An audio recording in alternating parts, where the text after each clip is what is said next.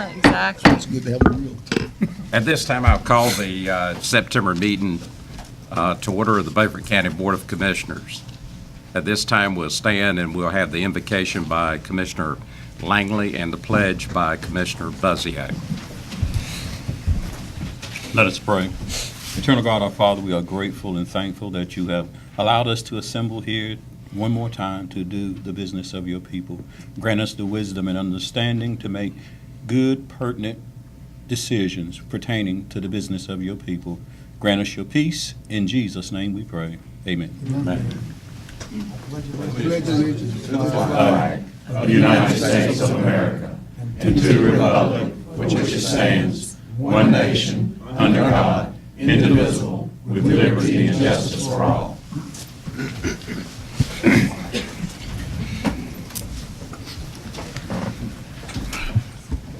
At this time, I'll ask if anyone has a conflict of interest that you would like to disclose at this point in time. Mr. Chairman, Yes. I want to clear up something that happened at the last meeting, where at this point in the meeting I said that I may have a conflict of interest. I would not know until the issues arose. And people went out of this meeting and started saying that Hood Richardson was doing work for the solar people. It's fine if it were true, but it is not true. It is a lie, and whoever's telling it is lying. I wish they would come and see me so I could identify them. The conflict that I was talking about was that my granddaughter is a student at Terracea School, and depending on what issues that came up, I could have a conflict of interest, but I would not know until it was actually presented. So please stop telling people that I work for the solar people. Although if they pay me enough money, I probably would work for them. Thanks for that clarification. Anyone else have? Okay. Being none, we're down to item number D, the approval of the agenda. Any changes to the agenda? If not, I'll entertain a motion. Got a motion by Commissioner Bcbc, second by Commissioner Langley. All those in favor of the motion, raise your right hand. Vote was unanimous. Okay, we're down to the public comment section. And the first one is Jennifer Alligood. And here again, I'll just remind you, you have 3 minutes and I'll have the time. I just love being the first one. All right, let me get myself situated. Good evening, gentlemen. I'm glad to see you again for maybe the 4th time in a row. Currently, the solar facilities have become an issue to the citizens of Beaufort County. The citizens of Beaufort County have requested a moratorium to halt further permitting until guidelines are drawn to protect all our resources. I ask that you consider the following: a 1.5 mile safety buffer between facilities, school, hospitals, and private residences. Liabilities regarding remediation for cleanup. Requiring a bond from the Energy Corporation to guarantee the cleanup costs will not be those of the taxpayers of Beaufort County and their children. I can ask you to consider long-term financial effects to the county, such as the approximate net loss of over $1 million had the Wilkinson Solar Project gone in its original location. I ask you to consider long-term effects of substations, solar panels, wind facilities that will impede on our natural resources, farmland, and wildlife habitat. Currently, the citizens of Delta City of Terracea are dealing with extensive flooding problems, and the current Wilkinson Solar Facility could seriously exacerbate their situation. No project, including Wilkinson Solar, should be allowed to continue until all private citizens and/or surrounding communities are free of any adverse effects by such a facility. Thank you. Diane Van Staldine.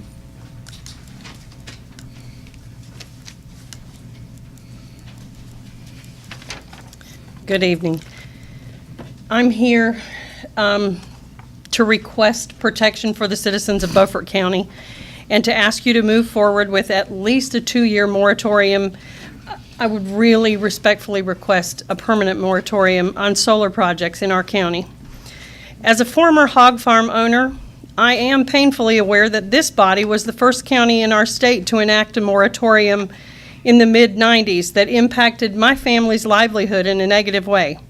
So I don't ask for this moratorium lightly. I fully understand the ramifications of what can happen. But I also recall the reasoning given by this body for that moratorium, and it was for the greater good and protection of the citizens of this county. Over the last several months, I have been told personally that this ruling body does not want to get involved, and I was challenged that neither would I want to get involved in individual landowners' rights and telling them what they can or cannot do with their land. I do want to remind you that you've already been involved in that years ago because my land ended up being taken away from me. The state later enacted their own moratorium, but you as a county were first. I'm asking you today to use the same mindset of protecting the citizens of this county with a permanent moratorium, like I understand at least one of our neighboring counties has already done. If you find a truly valid reason to refuse a permanent moratorium, then I plead with you to immediately revise our current ordinance with much better setbacks. A minimum of 2,500 feet, but a mile and a half sounds a whole lot better to me from churches and schools, whether they are private or public, and other places where groups of citizens gather together with their families and friends. Setbacks of at least 1,500 feet for homeowners are needed to protect their rights as well. Beaufort County history shows us that you have done this type of protection before, and I respectfully request that you protect us this way again. Thank you. Thank you. Christina Beasley.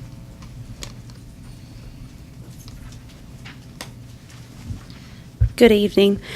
I am speaking today to remind you that all parents and citizens should be able to go to bed at night with the comfort that their children and community, along with their life investments, are safe from solar projects, substations, and other potentially harmful entities. Protect the citizens of Beaufort County by enacting a 2-year or permanent solar moratorium, or at the very least revising the current ordinance to mandate a minimum of 1,500 feet of setbacks from homeowners' property or a mile to a mile and a half from schools and churches. I also believe that tax money should not be spent to clean up these projects later on. So move now to protect our citizens from that as well. 4.5 years ago, this was being fought for the solar farm in Bath, and B. Latham wrote in her letter, "If we aren't careful, something we did not ask for could potentially change our lives forever." Thank you. Thank you. Jeannie Van Staldine.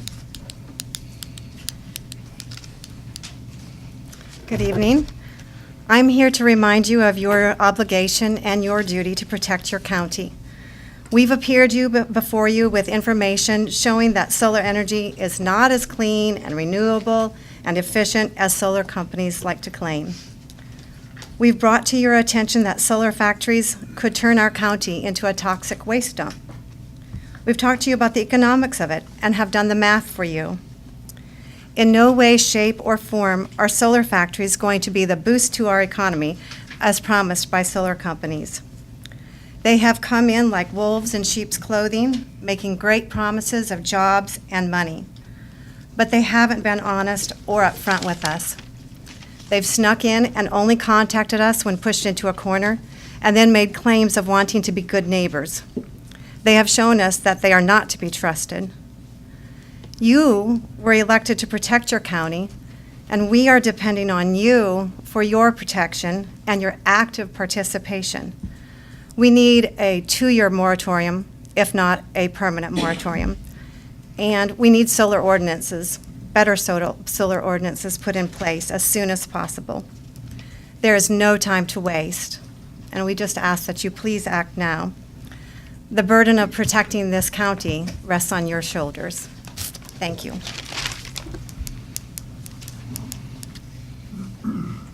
April Montgomery.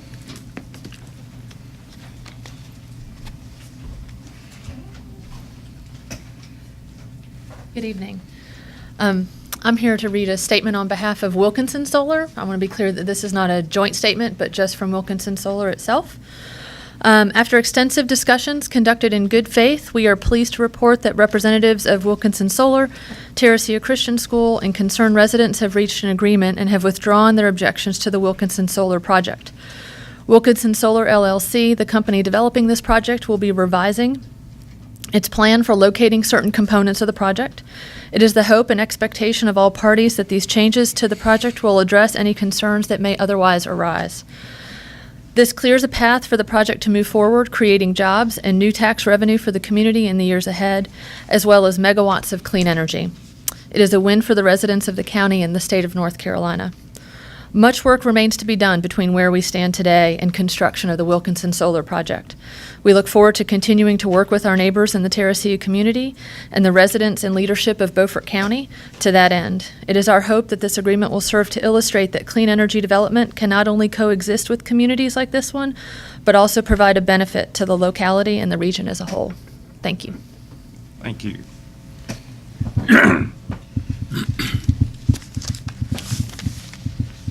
And item number F, the approval of the items for consent. So move. Got a motion by Commissioner Booth. Is there a second? I have an item I'd like to remove. Okay, Commissioner Richards. The purchase order, I'd like to talk about this purchase order carry forward, item number 7.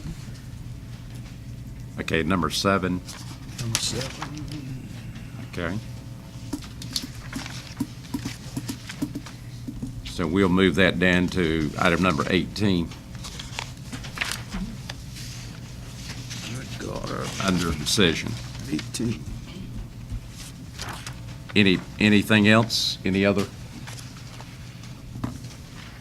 Okay, I'll entertain a motion. Well, I had a motion. I'll give you a second. Got a second by Commissioner Langley. All those in favor of the change in the consent items or approval, raise your right hand. All In those favor of just the change, is there going to be a vote on the consent agenda after this? No, we're Okay, pulling that then out. I'm voting against it. Well, we don't have to vote on pulling that. That's Oh, okay. that's automatic. Oh, you said as changed. Okay, I got you. All right, that's fine. But you're still No. voting no. I never vote for the consent agenda. All right. There's too Vote much was stuff 6-1. There's too much stuff hidden in there. Okay, we're down to item number G, items for discussion. Got to vote for it. Oh, I'm sorry. We did. We did vote. We did. Yeah. We did. Got one no. Vote was 6-1. Katie. Down to item number G, items for discussion.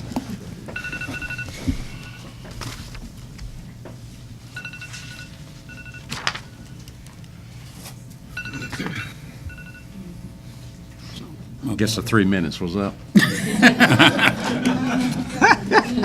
Okay, the Bobby, you're up. Nonprofit solid waste accounts included in the 2017 tax billing update. I think Mr. Richardson asked for the ones that did not get exempted, why they were exempted, or how many we had.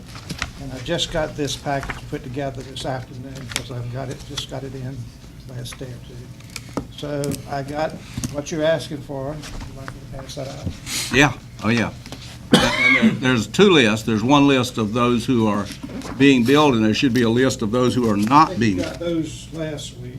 Huh? We got some. 450? I don't think so. We don't have that many. We got 100. We got Will you get us, within the next few days, the list of those who are not being billed? That is on I can't read it. this. Oh, it is? Ones that have and ones that haven't. Ones that are not. Okay, that's fine.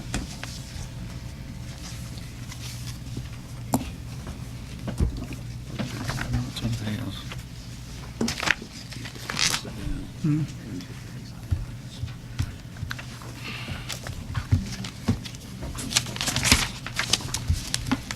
Mr. Chairman, I have a question. Yes, sir. How do we take this list and tell who's not being billed? The The ones that are, got the number by it, are just 145 are being filled. There's some that are nonprofits, like Beaufort County. The ones that got a dumpster did not get filled. So we've got Right. to do pretty much manually this whole list here. Okay. Took us a couple of weeks to do that. The ones that have money beside them of the $145 fee, The total on the money at the end of it. okay, 118, 227, 59, something like that. okay. That's all I wanted. That's what you, I would like to say the bills went out, Yes, they gave did. approval for them to go out last Friday at 2:59, I believe. And Farragut was working over the weekend. The production was working on Saturday, and I think came out yesterday. The bills were in the mail this morning. We got some of them back today, and You can get mine back. we'll find yours tomorrow then. I got it. Mr. Chairman, I have a question of the tax assessor. Yes, sir. Why is Farragut involved in the billing? Farragut does the data. We put all the data into Farragut, the Farragut system. They run the data for us, and we send it to South Data, and South Data does the billing. But I thought when we went into this, we were eliminating consultants and that we were going to have a system that all we had to do, we could send it to anybody we wanted to do the actual mailing. We could. I mean, that's, South Data has always done it for I us know, but is Farragut going to be involved in the billing of this every year? every year. And we're going to be paying them a fee? Part of our We pay maintenance them, contract. we pay them a fee every year, $55,000 for maintenance and. And other that fees. is included in Yep. this? Yes. We're not paying them anything extra? Nope. Oh, okay.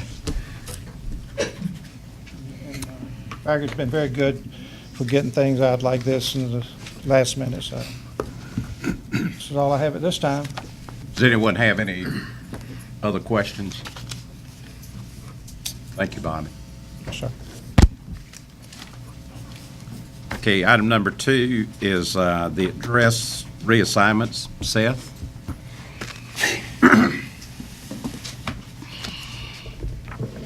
Good evening, Mr. Chairman, board members.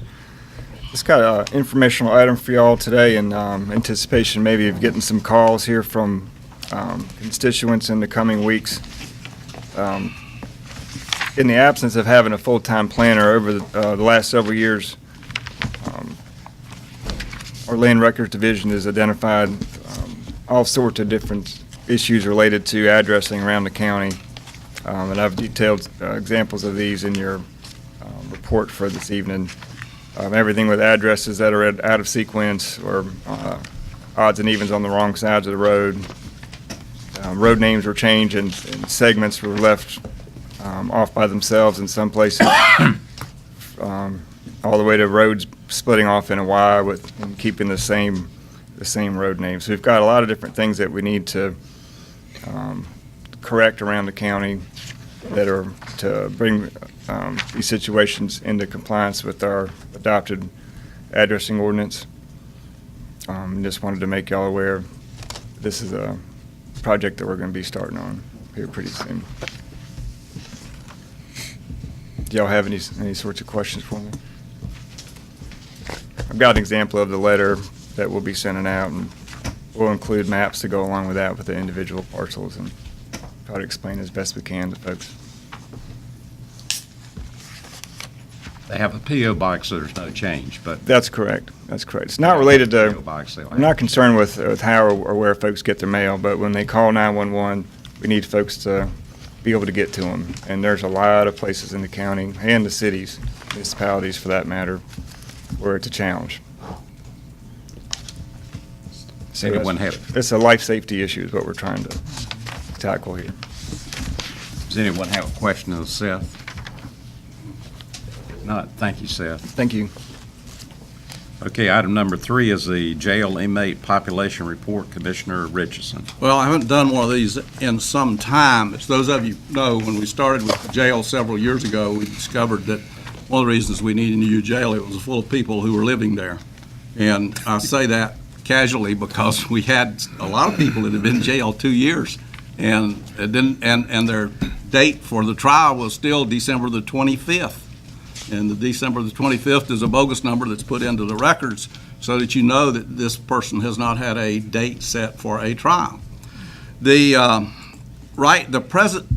I will say this too, whatever I say that may sound differently, the district attorney has done a great job of helping us empty the jail. And he has responded very well. He still has things that he's working against, but he's gotten our jail population down. That doesn't mean that it's where it should be. Presently, we have 16 people out of the 80 total inmates that we have. We have 16 people who've been in jail more than 6 months. And some of them are on there for some pretty minor crimes. They shouldn't be on there that long. We have one individual who's been in jail since 2014 on a murder charge. That shouldn't be. Nobody, I've heard judges say and seen judges write, nobody should ever be in jail more than a year awaiting a trial. It's unconstitutional for one thing. 6 months for these other crimes is too long, and my cutoff now is at 6 months. The reason for these cutoffs and the reason for getting these people out of jail is we went over budget by $300,000 last year for having to store inmates out of the county. And the reason was mainly because we had people who were long-termers awaiting trial. We're not talking about somebody serving a sentence. We're talking about somebody that's waiting to be tried even the first time. So if we could get more of these people out of jail, we would still not have to send people out of county at a cost of about $50 a day to be kept in other jails. So this is costing us money, and this is why I keep working on this. In looking at the prisoners who are long-termers in jail, who have not had a trial yet, I looked at who their lawyers were. And we did this before when we started getting the numbers down, and we discovered that certain lawyers seem to have a lot of people in jail, and which makes you wonder, are they a good lawyer or are they a bad lawyer? And from my viewpoint, they're a bad lawyer simply because they're keeping their people in jail. One lawyer, Perez, has more prisoners of those 16 people. He has 1, 2, 3, 4, 5. He has almost half of our overstock, if you will, for lack of a better word, belong to Perez. He is their trial lawyer. What's going on here? We know that that lawyers shop for judges, or they try to do plea bargains and play other games with the district attorney. Their client sits in jail while they're doing this. So, one of the things that we need to be taking a look at, and the district attorney, and I haven't talked with him about this, but I'll be sending him an email tomorrow, he needs to look at Attorney Perez because he's holding up progress. He should not be allowed to use the jail to plea bargain or shop for judges or whatever he's doing to the benefit of his clients. You, as the taxpayers of this county, don't need to be paying $50 a day so he can get his clients off on an easy charge with an easy prison term. So obviously they're guilty, or he would be pushing for a trial to get them out of jail. So this is a plea bargain deal. We still have problems with this. We're in a lot better shape than we were. And again, I will say this, for the fact that we do have 16 people who've been in jail 6 months and longer, one of them since 2014 for murder, that the district attorney has been very cooperative with this and done what he can do. And when I'm talking to the district attorney this time by email, I'll be saying to him, are you waiting on laboratory work from Raleigh, from the state? If you are, maybe we need to talk about the county paying for some of this laboratory work, because we will save money if we get people out of jail. The state labs are notorious for taking forever to do certain things. Although if you telephone them, and I have done this, they'll say, oh yeah, Mr. Richardson, you just tell us which cases you want moved and we'll put them up front and we'll get it out. So that all sounds good, but I'm more concerned about their routine of how they go about keeping everybody up. We're hoping that we don't get into a $300,000 overstock, a $300,000 over budget again this year. I don't think we will. I've spoken with the chief deputy, and he seems like he's on top of this. So it's just a matter of all of us pushing to get people tried. If justice is swift and sure, I think we'll have less criminality. But if you can go commit a crime, and some of these guys do this, so they can lay around the jail for a while, get good food, because we do feed them good food, and have a place to stay. We need to look at all of this in order to get our jail emptied out and get, so that we're not storing prisoners out of county. And that's just a report of jail conditions. I just got one thing. Yes, Commissioner Richardson, have you ever eaten the jail food? I see the people delivering it over there, and there's not much of it thrown away. Go look in the dumpster, and you don't see it thrown away. Somebody's eating it. Some people eat because they have to. Well, some people are only looking for an existence, and that's fine, if that's all they're looking for. Shirley, I think you can answer it sitting right there, but there's several in here that the next court date is on Christmas That ain't gonna happen. 2018. Is that just a target date? No. There has to be a date in the system Okay. for these people, and if they're not calendared or scheduled, then they put it on the Christmas day. Okay. So if you see it, then you can know that that's not. That it's not really a scheduled date. There's nobody set a date, which really means their lawyer needs to be getting on the ball and getting a date set for a trial, because it's necessary for the DA and the lawyer to work together somewhat on this, because if the lawyer keeps insisting that he's not ready for trial, well, the DA is reluctant to try the case, because then there's going to be a problem with that conviction. But by the same token, the DA can push the thing with reasonableness. 90 days is plenty of time for you to have a drug charge taken care of in court. So and the judge gets involved in this too. So it's a matter of pushing for these trial dates. Okay, Mr. Buzzio. I have a question for Chief Deputy. You may want to go up.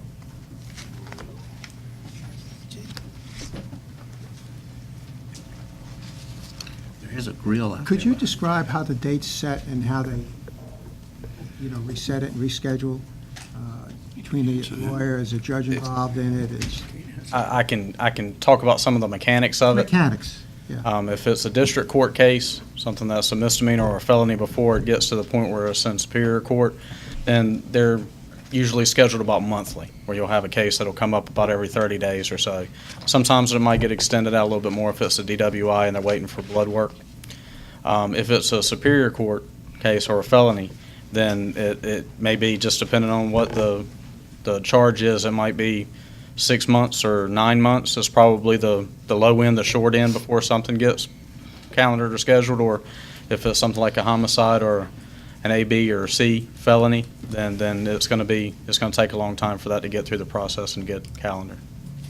That schedule is going to be set up by the district attorney's office with guidance of the judge that's going to be presiding over that week. Okay, so does the lawyer have much to say about the scheduling? I would say that between the district attorney's office, the judges, and then defense counsel, yes, I'd say the conversation will be between those three parties on when it's going to be scheduled or not. What about, like, sex offenses? How long do they usually go out? I know it's hard to... Yeah, it just depends. I mean, there are some, a lot of that is going to be based on the evidence that's going to be involved in the case. If you've got a lot of forensic evidence that you have to wait on, if you've got DNA evidence that you have to wait on, that could wait a while. But a lot of times sex offenses may be just by interviews. There might not be any physical evidence at all. So it's really hard to say or pinpoint how long any particular case is going to take to be scheduled. Last question, DNA evidence. Is there an average time it takes to test for DNA?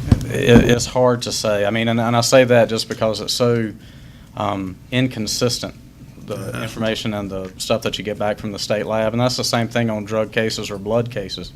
Blood at one time was taking about 18 months since the time that they get it to the time that we get it back. And then sometimes you might get it in 3 or 4 weeks. It's almost like whatever the lab is working on right then, whether it's Vance County or Henderson County or Mecklenburg County or Beaufort County, that's what they grab, they get it out, and they get the stuff out. So a lot of times there's no rhyme or reason with the information that we're getting back and when we're going to get it back. And I know that we've got 100 counties, and I think that there's probably calls from each county at any given week to the lab wanting to know, rush this and rush that. And I think the standard answer is, yeah, we'll put it right at the front of the line, along with everything else that's at the front of the line as well. Now, because of the fentanyl problem, and where it can kill one of our police officers, do we still use the test kits, the patrol officers use the test kits, or everything goes in the lab now? We do very few roadside tests at this time on anything. Because of the fentanyl? So because of a lot of things, but that's the main driver of that. A lot of the things that we're doing now is that we'll collect the evidence, we'll have a charge, but then we'll come back and indict on whatever charges that we need to after the tests come back. Okay. So, but we are changing the way that we're doing things just because of the stuff that's out there right now. Thanks, Chief Deputy. Any other Mr. questions?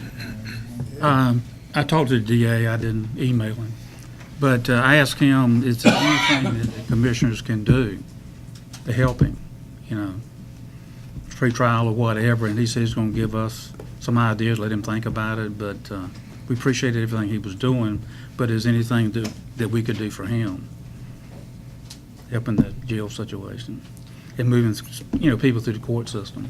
I think, it's not going to be perfect no matter what we do. I mean, we've got to jail people that are within our society, so there's never going to be an easy answer.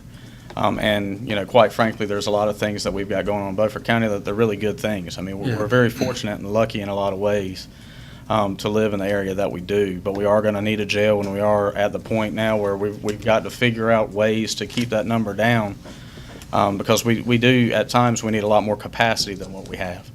But as far as things that the district attorney can do, I think that his office does a lot to try to keep that docket or the jail cases as small as we can, but that's only a small portion of the cases that he actually has. I mean, if we've got 60 jail cases, they might have 5,000 cases that are waiting to be disposed of in one way, shape, or form. So the jail cases are actually just a very small percentage of what's actually on the books ready to get tried or disposed of in some way. Thank you, Mr. Chairman. Thank you, Charlie. Thank you. Item number 4 is the estuarian lease agreement. Brian? Thank you, Mr. Chairman, members of the board. In front of you have and this is for an item for discussion, it's a proposed renewal lease agreement between the Partnership for the Sounds Incorporated, which runs the estuarium or owns the estuarium, and the City of Washington and the county. The city and the county are joint landlords on that property. The material terms of this lease, there's currently a lease.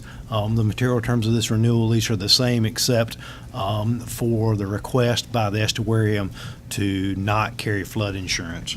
The executive director reports that the facility's never had water in it due to its existing elevation, and based on that history and the cost of flood insurance, they've requested that requirement be removed.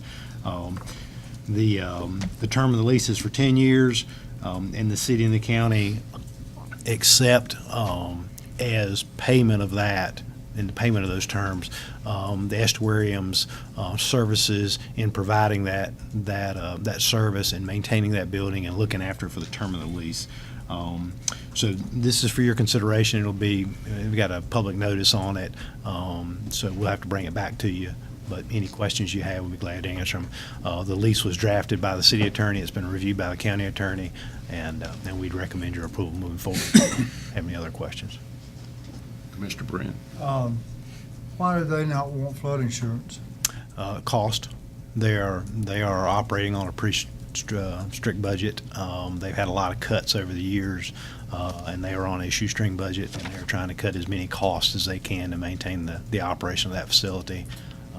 Like I say, the executive directors reported they've never had water in the building, and they think it's something that they could do without. In addition to the cost for the flood insurance, the building is built in such a way that I don't know what it would take to do damage to it. It's a low risk structure. It's a steel frame and concrete structure with concrete lower portion. It will take heavy wave action. It's not like a residential dwelling at all. It's built to a commercial or a government grade of building, which is a higher level than even a commercial building. So the possibility of damage is very low. I don't have a problem with relieving them of that. Another reason for relieving them of that is we don't have them yet. We were told we would have them by now, which the commissioners have to prove, and that is the new flood maps from FEMA. They should be coming shortly. They're working down in Onslow County, Craven County. They're moving this way. We'll probably be next. And within those maps, because we passed the year 2013, and 1913 was the year of the Great Flood, they rode boats right around here. They've got photographs of it during the 1913 flood event, and we passed. That was called the 100-year flood event. That's not a 100-year flood event anymore, according to the way they do this. So when you pull that out of the FEMA maps, you're going to have some drops in flood levels of 2 and 3 feet in some places. So your flood level over there may drop as much as 3 feet, and that lowers the risk even more based upon the flood maps and what's going on. I don't think it's a high risk myself. I got a question. I just wanted to know. Well, I think the way the building is built with the concrete and the steel, even if you have water inside the building, it's going to go out pretty quick, hopefully. Well, it's built about, I don't want to get on the hook here because I did the elevations when that thing was built. My memory is it's 2 or 3 feet above the floor, above the base flood elevation. So there's very little risk of water ever getting in the building. And then there's very little risk because of the superstructure underneath the building of that being damaged by rising water in particular, or even wave action. Commissioner Who required flood insurance? It was a requirement under the lease, which was originally done by the city and the county. Is the building paid for in full? Yes. And What does my understanding is the What does the city, city have to say about it? my understanding is they're okay with it. Yes, Commissioner. Yeah, on the way over today, I was listening to the radio, and they were talking about areas down in Texas that never had a flood. And now they have floods, and the houses are underwater. And they talked about, I think, 500,000 cars, too. So my question is, something can always happen. But if it does happen, who's on the hook for it? The estuarium, the partnership with Sounds. I mean, essentially the way that lease is written, I mean, if it were completely, any repairs they're responsible for, so. But to say we may never have a flood. My understanding is if it gets high enough that you got water in that building, you got a lot of issues. You got a whole lot of issues in Washington. Oh, yeah. But I never said you'd never have a flood. What I said was there's a very low risk. It's not like in this building where you've got sheetrock. Yes, sir. And it gets wet and you got insulation, you got to pull it all out and let it dry out. I think they're comfortable with it. The sad part about it is that they've been cut so much in their state funding that they are struggling to try to minimize all their expenditures, and this is one of those. I understand. Okay, any other questions on the lease? If not, item number 5, report on the conversation regarding after-hour courthouse security. Brian? Yes, sir. Members of the board, at the request of this board, the action that they took at the last meeting, on Thursday, August the 24th, the chairman, the county attorney, and myself met with the chief resident superior court judge, the district attorney, and the clerk of court to discuss the after-hour security order that the chief resident superior court judge and the chief district court judge put in place. We relayed to the individuals that were there the board's concern regarding the cost of after hours and the number of people. The judge was quick to point out that he didn't require a specific number of people. He just said that security had to be maintained. And because of the layout of the courthouse, where you have the elevator, so for handicap accessibility, if you need access for handicap accessibility, then you've got to have somebody downstairs in the basement because that's the only access to the elevator. So you have to have somebody at the entrances on the first floor as well. His comment and the general comments for both the DA and the clerk and the judge were that security was needed in that courthouse. The board had agreed that security was needed in that courthouse, and that if it's needed from 8 to 5, it's needed from around the clock to make sure that you're able to maintain that security. And that was essentially his position, and that were their position, the two judges' position, and that they believed that they were within their bounds based on the statutes and their administrative authority that they have through the administrative office of courts to ensure the security of their offices and their in the courthouse, in the courtroom, that they felt like they were on solid footing with that. So I'll be glad to let either the county attorney elaborate, or Mr. Chairman, you may elaborate. Let me elaborate. What the board voted for, and I didn't vote for it, because every time I go in the courthouse, I feel like a criminal, because you have to go through security, and that says, gee, everybody comes through here must be a criminal, so you got to go through security.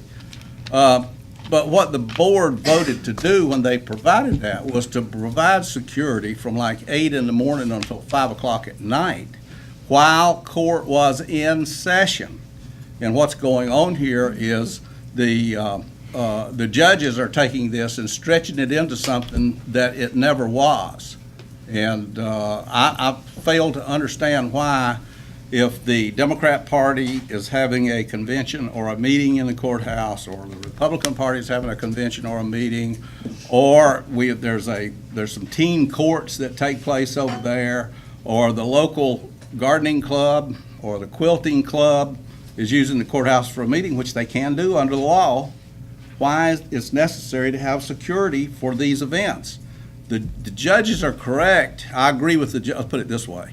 I agree with the judges to the extent while court is going on, it's up to them to provide security and to see to it that they have security for their court, for the courtroom, all that sort of thing. The commissioners voted to do that. We have provided that security. And I'll have a motion at the proper place in the rest of this meeting of what we need to be doing about this, because if you look at what's been going on in the courthouse, you have this judicial stretch. And Beaufort County is not exempt from it. And that is, first, you can't take a cell phone, can't have a cell phone in the courtroom. There's no law that says that. There are plenty of courtrooms that the whole court proceedings are filmed. And anybody can come and get them and look at them if they want to. So what have you got to hide? That's the only reason I can think a judge wouldn't want to know what's going on in his courtroom. What are you doing that's not legal? Judges do things like that. Things happen. So we've got to stretch with that, and there have been some citizens of Beaufort County who have been grossly embarrassed for their treatment that they have received from judges because they accidentally found out that they had a cell phone that they didn't even think they were supposed to have that was turned off. This kind of stuff should not be going on. With the judiciary, they have discovered a niche, and if you let them keep running, they're going to keep running. So we went and we put security in for the jail when the sheriff was already providing adequate security up on the second floor by checking most of the people that went into the courtroom. Okay? And most judges are packing anyway. Okay, so let's get real. There's more guns in the courthouse than there is anywhere else in the county.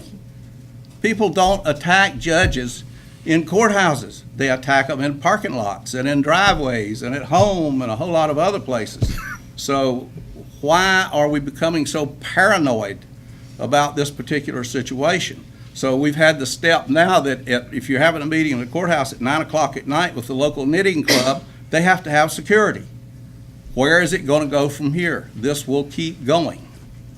If you don't do something about this now, it will keep going.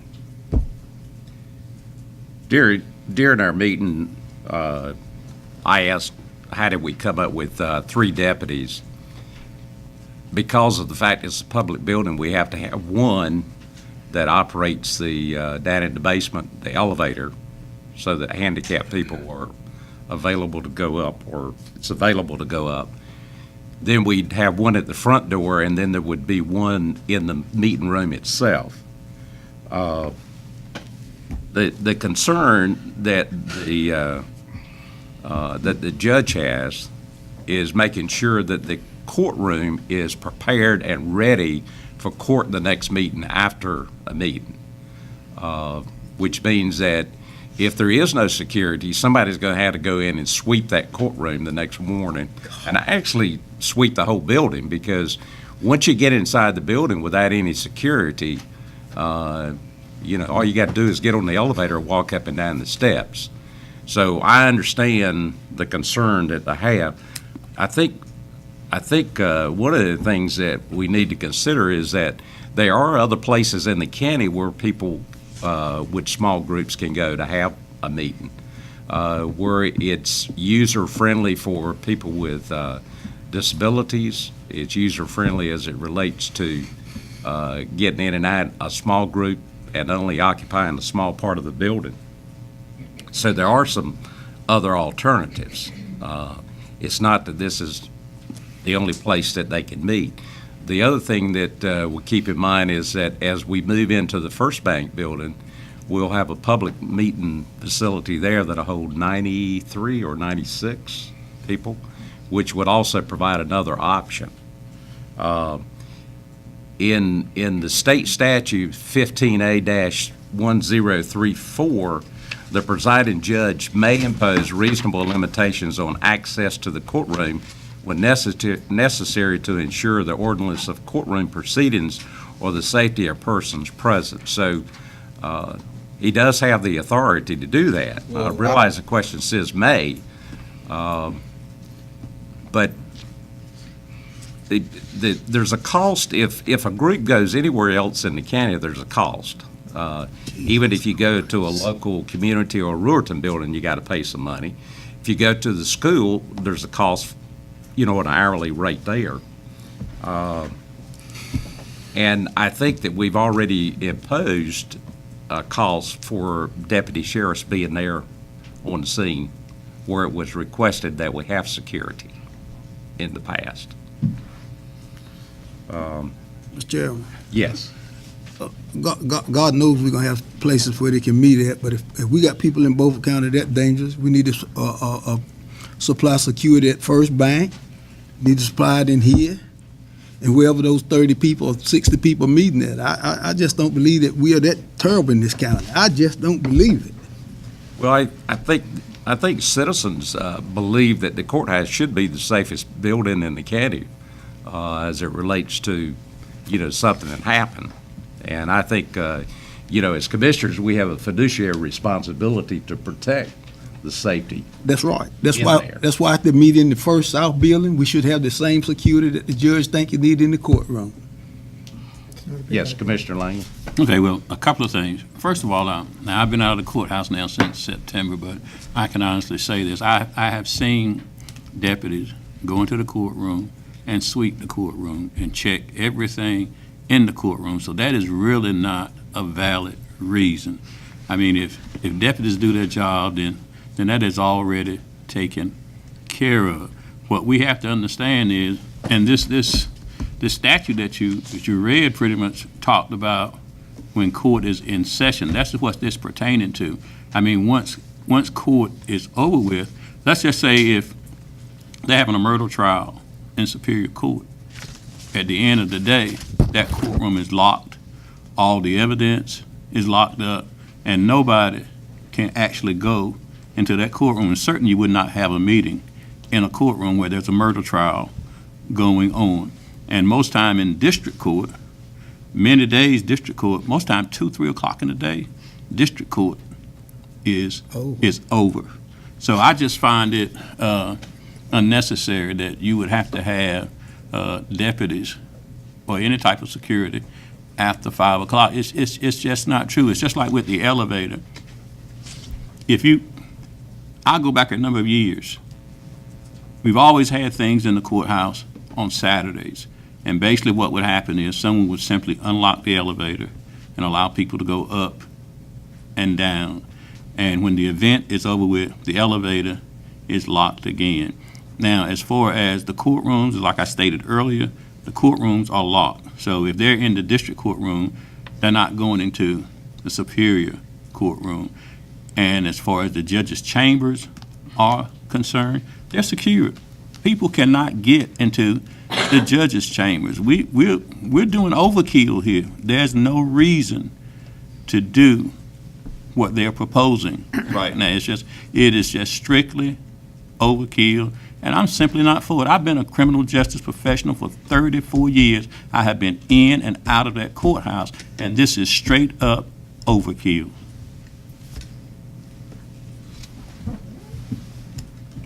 Commissioner Buzzio. Yes, thank you, Mr. Chairman. First, does our county attorney have anything to add for the meeting? What? Do you have anything to add on the meeting that was held? No. Okay. Let me talk about security for a little while, for a few minutes. Security systems, when you build them, or when you install them, or prevent, first thing you want to do is prevent unauthorized access from the outside. Then you include also, as part of that, access to those employees that work in that facility. So what you're looking at first is the access and the perimeter of the security. Then when you get to the inside of the building, you're looking for security so that somebody can't do something that they're not supposed to do, whether they're an employee of the facility or a guest of the facility. So in security, you got physical security, access controls, electronic security, and then security that you provide through persons, whether it's a guard like we have, or a deputy sheriff, whatever it is. But security systems are installed to prevent something from happening. It's not after the fact you install security after something happens. In today's world that we live in, and for years it's been this way, security systems are preventative programs to prevent somebody from doing something they're not supposed to do, whether it's stealing something, or bringing a bomb in there, or going in there to cause problems, whether it's in the rest area, or the restroom, or the courtroom. It's not only to say it's not you can't just say it's never going to happen in a particular county. And the other thing is, when I read this legislation, this regulation, I read it as when necessary to ensure the orderliness of the courtroom proceedings. It could either be the night before, the day before, so that when you have court proceedings the next day, the judge is sure that that courtroom is safe for whether it's for the defendants, the judge, the lawyers present, or any other persons that may be in the courtroom. This is not an easy issue, but again, you got to look at what are we trying to prevent here. We're trying to prevent something from happening, and then after the fact saying, why didn't we do something? Thank you, Mr. Chairman. Any other comment? Mr. Chairman, Yes, Commissioner. just as a footnote and the citizen, to get the commissioner from me, I hate the courtroom. I don't like going in there. It's a lot of things going on. There's so many good buildings around in this area, hey Deborah, that we like to get out in. I mean, there's just a lot of places to have these meetings. Why are we harping on the courthouse? I mean, I don't understand. I hate climbing those stairs or the elevator. I mean, it's just why? It's our building. But the air conditioner costs, the wear and tear, the upkeep, the bathrooms, there's so many other facilities. Why is this even a conversation? And we're under a court order not to do it, so why don't we just move on? Mr. Chairman, let me address that. Yes. State law says that any public building that is not being used for the purpose and function that it was originally set out for is available to be used by the public. It doesn't say, if we don't want you to use the courthouse, we can push you off somewhere else. It says any public building. That is something the legislature gave to the people of North Carolina to keep bureaucrats from keeping buildings under control and keeping them locked up so you couldn't have access to them. So, arguing, saying that, oh, gee, because there's an issue at the courthouse, we ought to go somewhere else, that's letting the bad guys win. You don't need to do this. You don't need to give up the rights that you have. These judges will keep pushing, and they will keep taking this as long as you let them. They started it. They didn't have any right to ban electronic items from the courtroom, and they started that. And then they moved on to this, and they're going to move on to something else just as soon as this is over with. So where does it stop? One more comment. the security system does work. When I went over there the other day, I had to take this back to the car. I said, "Don't you have a place behind you can keep this thing?" And he said, "No, you gotta go take it back to the car." So, and the guy didn't know I was chairman of the Board of Commissioners. Otherwise, he might have held on to it. I don't know. But don't take your knife over there. You were a criminal while you were standing there with that knife. Okay, we're down to items H, items for decision. The first one is Hunger Action Month proclamation. Anne Marie.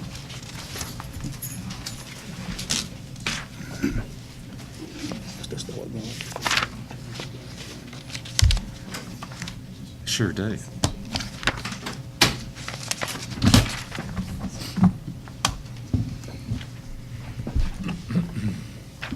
Good evening, gentlemen. Scared to go home. September is Hunger Action Month, and we're asking the county commissioners to approve a proclamation to proclaim September as Hunger Action Month. And the proclamation that we proposed reads as follows. Whereas September is National Hunger Action Month, and Beaufort County, North Carolina desires to help make its citizens aware of hunger in our own county. And whereas we live in a Tier 1 designated county with limited opportunities and neighbors and children who need our help, and whereas we desire each citizen to not only be aware of hunger issues in our area, but to make them aware of the many ways in which they can contribute to helping alleviate hunger issues.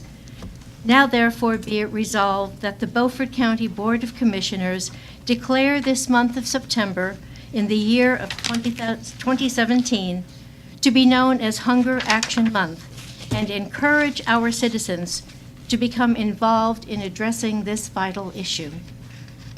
And we ask you to adopt that this evening. So moved. Excuse me. Got a motion by Commissioner Booth and a second by Commissioner Brin. All those in favor of the proclamation, raise your right hand. Unanimous. Thank you. Thanks for hanging around.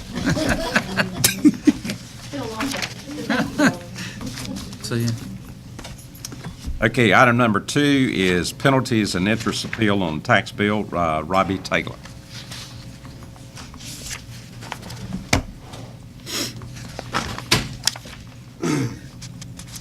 Good evening. The reason I'm here today is because we received, I've been owned property here for the little over the last decade, and I paid my taxes on time every time, and had just a glitch in the system where it was a data punch entry, and I will say this, there were some people in the county government that were extremely helpful, and there were some that were less. And that's something that probably should be addressed at some point, because we all should be treated with respect and dignity when we have a problem, and we should have people who try to help us through it. With that said, I would like to never met him directly until tonight, but Mr. Parker was extremely helpful. He recognized their mistake that they made on my bill, and I didn't receive for 6 or 7 months. Just was absolutely outstanding. And David Harris in the collector's office. He was the only one that actually stopped after multiple attempts to try and pay my bill, with others telling me that they had no obligation to do anything other than for me to pay a penalty, to let me know this appeal process and how to walk through it. With that said, I paid the penalty. I've tried to pay it multiple times. I did not receive the bill. I paid it. Went in to pay it and asked that I pay my taxes because I wanted to protest the penalties and have some kind of resolution. They took my check, put it in, and applied it to the penalties and interest first, and then underpaid my taxes. So I said, no, we're not going to do this today. And that was a kind of a contentious portion. That was a part with an employee that was less than what I would call a public servant, and had some challenges. The bottom line is that I paid my bills on time. I tried to pay it multiple times, and I have since paid it and paid the penalties pursuant to the policy in place. And I would ask that you would refund me I've got copies if you need them, but it's $199.87 that I feel I was unjustly charged as well as had my name publicly recorded as not paying my bill when in fact I didn't receive it through a clerical error. And I don't know if Mr. Parker would, if he remembers it or not, or would acknowledge that, but I do have all my notes and everything. It just seems very, very unfair, and it was a difficult process that did not have to be. So respectfully, I would ask you for that. Chairman, Yes, Commissioner. do you have two places of residence? I have two actually I have three tax bills, of which this year, thank you, Mr. Parker, they all three came in today. Yeah. So I have them for next year, and they had the address right, but one of them did not come through, and it was through a fluke kind of thing. We just it didn't make it through, and we didn't know we owed the taxes. So your tax bill that this penalty and interest is on was sent to the wrong address? That is correct. It was sent to the wrong address multiple times, and had it not been for the courtesy of a neighbor at my business address, which is where all my tax bills go, found it and brought it to me when it was actually, let me see what they put on here, because it's not the tax final warning. Not a pleasant surprise. Well, the way I understand it is that we don't have to send you a bill for your taxes. And it's your obligation to pay the taxes and penalty, if there's any penalty and interest. Am I right by that, saying that, Mr. Parker? May I respond to that? Sure. Okay. In checking through this, I would agree with you 1,000%. That is a North Carolina statute. However, once you undertake to send a bill, then the taxpayer or citizen has the right to rely upon it being done properly. And you're exactly right. The commissioners could say, hey, we're never going to send a bill again. I doubt that the tax collector would have a very good January. Nobody would pay. We all need reminders, and we do that. So once you undertake to do that, you have a fiduciary obligation to do it properly. And it was a simple keystroke error. It was one digit off, and it never made it. And I'd be a whole lot less passionate about this if I had been treated with a little bit of respect, a little bit of courtesy, a little bit of understanding. But it wasn't.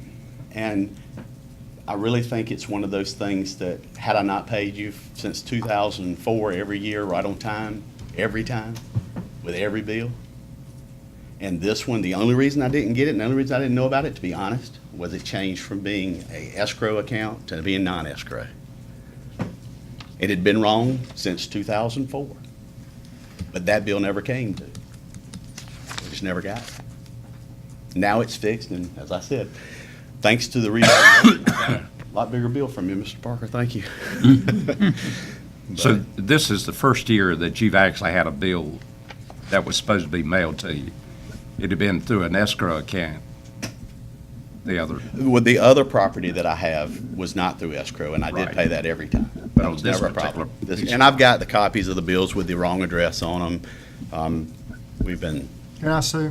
Yes, absolutely. I think you have it. I don't know if everybody. Oh, I'm sorry, I got it right here. Well, if you look at one, you'll see.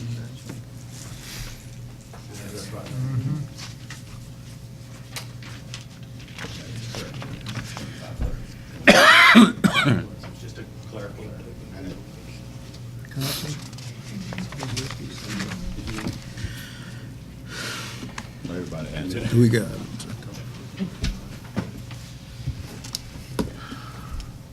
Any other questions, comments? Well, Bobby, does the tax office admit that this was a clerical error? This, you brought two pieces of property in 2004.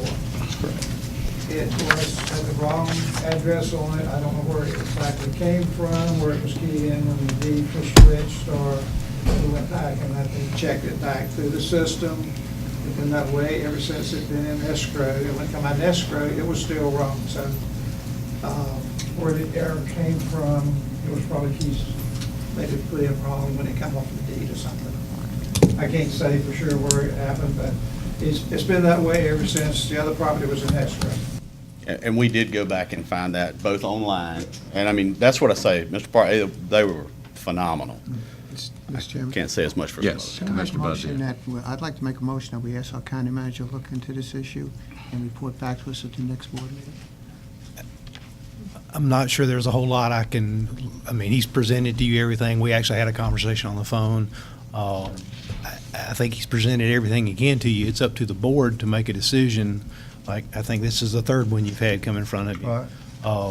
To make a decision based on that statute, based on the material irregularity statute, whether you believe that there was a clerical error, that it qualifies under that. And as we talked about before, in a couple of these cases, there's not a lot of case law out there relating to it.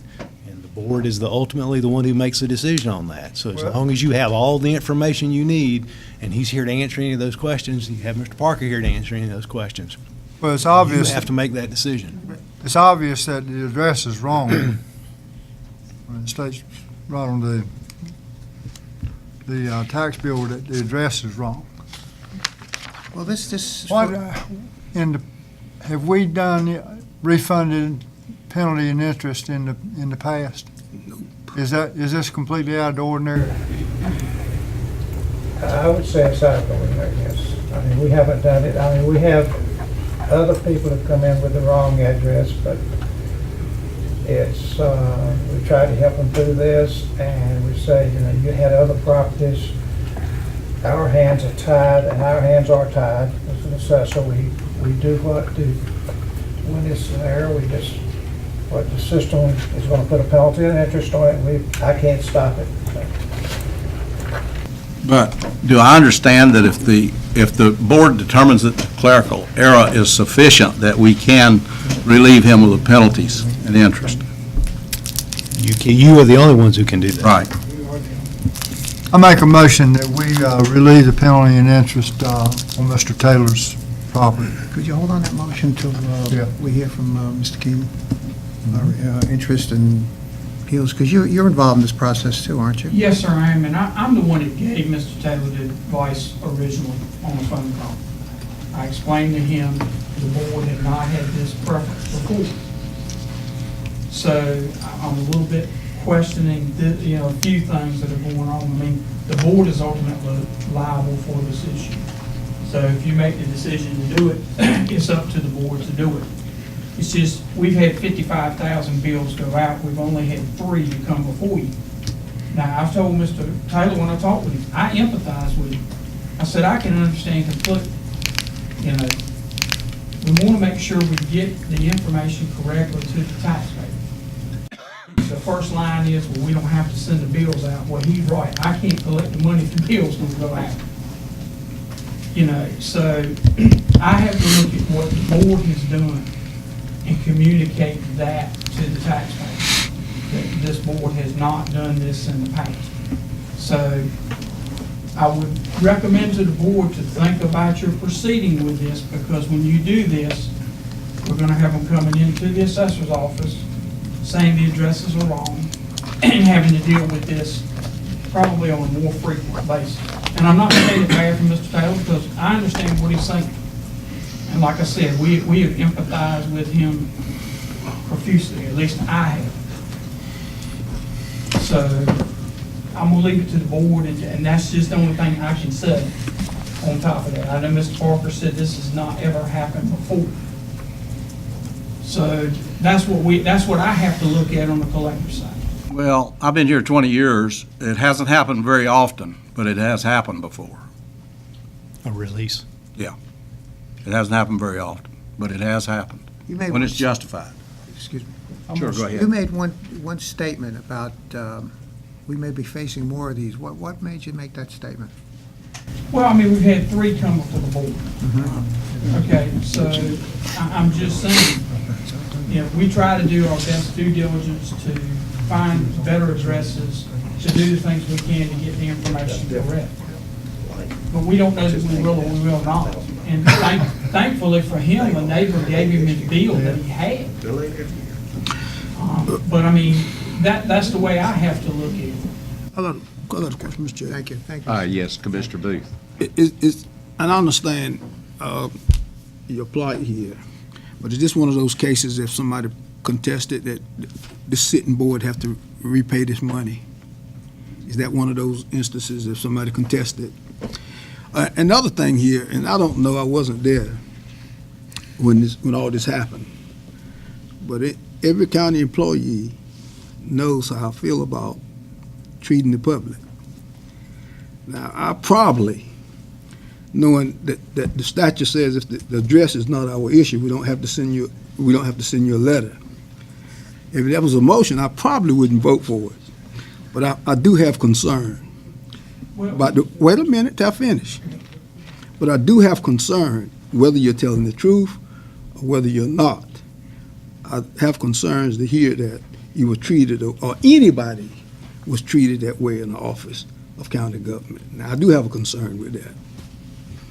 Well, all I can tell you is the truth. Well, I can tell you that for $199, and this may blow it for me right here, but I wouldn't have sat through an hour of this to have my word to come up here and tell you something untrue. I felt strongly enough about it, and I feel strongly enough about what is going on with this and with the methodology that it's being done in, because it is very much a black and white case for Brian, for David.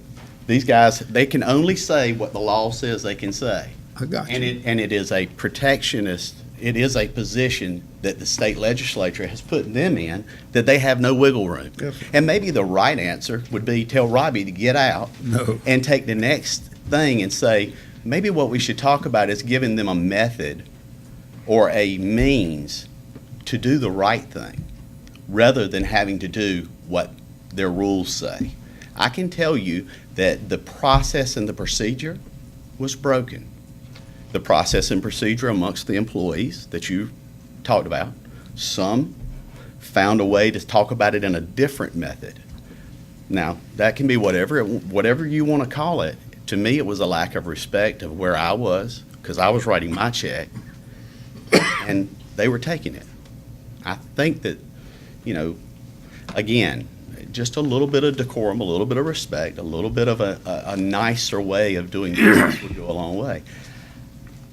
I will say that from a legal perspective, based upon some people who have looked at it, you're treading on some really shaky ground. Either way you go, because once you set the precedent, now he's worried. Oh my goodness, everybody's going to say that. Well, you know what? You can look at this. It's black and white. It says, if it says the wrong address, it says the wrong address. If I hadn't paid my taxes for the last 20 years and I was up here and I owed you for all of it, yeah, you got a little bit of different look at it. But at this point, I spent this time because I thought it was the right thing. And I thought that y'all needed to know what goes on really, instead of what you're told, if you don't experience it from my side. Yes. Mr. Chairman, Yes. I want to make my motion. Okay.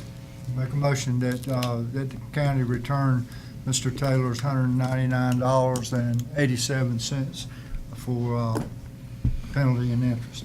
Second. Second by Commissioner Buzzio. Any comments or questions before we take the vote? All those in favor of the motion, raise your right hand.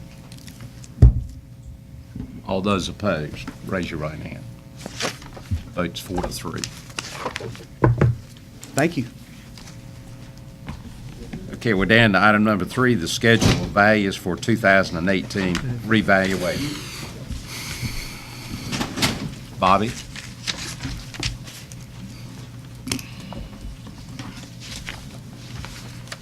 Each one of you have a schedule of values presented to you. This is something that's a long process we go through I think it's about 6 weeks before we come up to a public hearing and adopt the schedule of values. It gives everyone in this county the right to come into my office. I will have a book out, put one over here too, to come in and look at this manual and read it if they would like to. Most people come in, read 5 pages, and I don't see them anymore. So It's not the best bedtime story that you've ever read, but it's something we are required to do. If we do this tonight, I'm presenting you tomorrow, I will have to advertise that we will schedule of values is in my office, and you can come in and review it. We go through this for the next 4 weeks, I believe it is, and it gives if someone wants to appeal a value in there or something, that's the technology we're doing, they can appeal it to the Property Tax Commission, and they have to October 28th, that will be the last day they can appeal to the Property Tax Commission. We've never had anyone to appeal to the Property Tax Commission. This is my 4th time. I hate to say it, but we've never had anyone to come into the public hearing. We advertise as a public hearing, and we sat here probably an hour. Mr. Richardson, you've been here all these times. Mr. Langley, you've been here. We sat here, Mr. Booth, you have too. We sat here for an hour and nobody comes in at all. Nobody says anything about it. So this is what we're doing tonight, is just presenting this to you. And I'll put the books out and let somebody come in and read them. If they've got a question, they can ask me. Help them get through it. And I'll have a lot of people to come in the first day or two and want to go through it, so glad to help them. Will this be online on the county's website? We can put it online, yes, sir. Any questions of Bobby? And our public hearing will be at the next meeting. Public hearing, I think, will be, it's the earliest date that we can adopt it will be the 28th of September, so it will be at the next meeting probably. If we can get through all the advertisements, that's. If there's no questions, Bobby? Is that date set in stone? Sir? September 28th, you said, right? No, it's not set in stone. We got to do some advertising of what date, if I miss a date. That's the earliest. But that's the earliest. You know, we're not going to meet that date, as I understand it. No, we won't. We have plenty of time to do it, so just want to give the public the opportunity if they want to appeal it to the Property Tax Commission. Thank you, Bobby. Sir. And to item number 4, the reclassification of position, Chief Deputy Rose.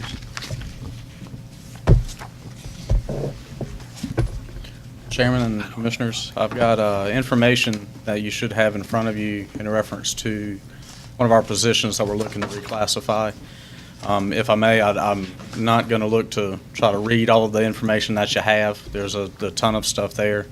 But I did want to give, I guess, a brief summary of where we've been over the last couple of decades that has led us to this, just in 30 or 45 seconds if I could. The computer systems that we've had at the Sheriff's Office, the Detention Center, the Administrative Office, and in the Enforcement Section has been run by a sworn law enforcement officer for at least the last 2 decades. That's been a cop that knows a little bit about computers. Well, over that time and getting into the point where we are now is that the systems that we have are getting more complex, getting to the point where, you know, we've got to have somebody who knows the ones and zeros that are maintaining these systems. So now we need a computer guy that knows a little bit about cop work instead of what we've had in the past.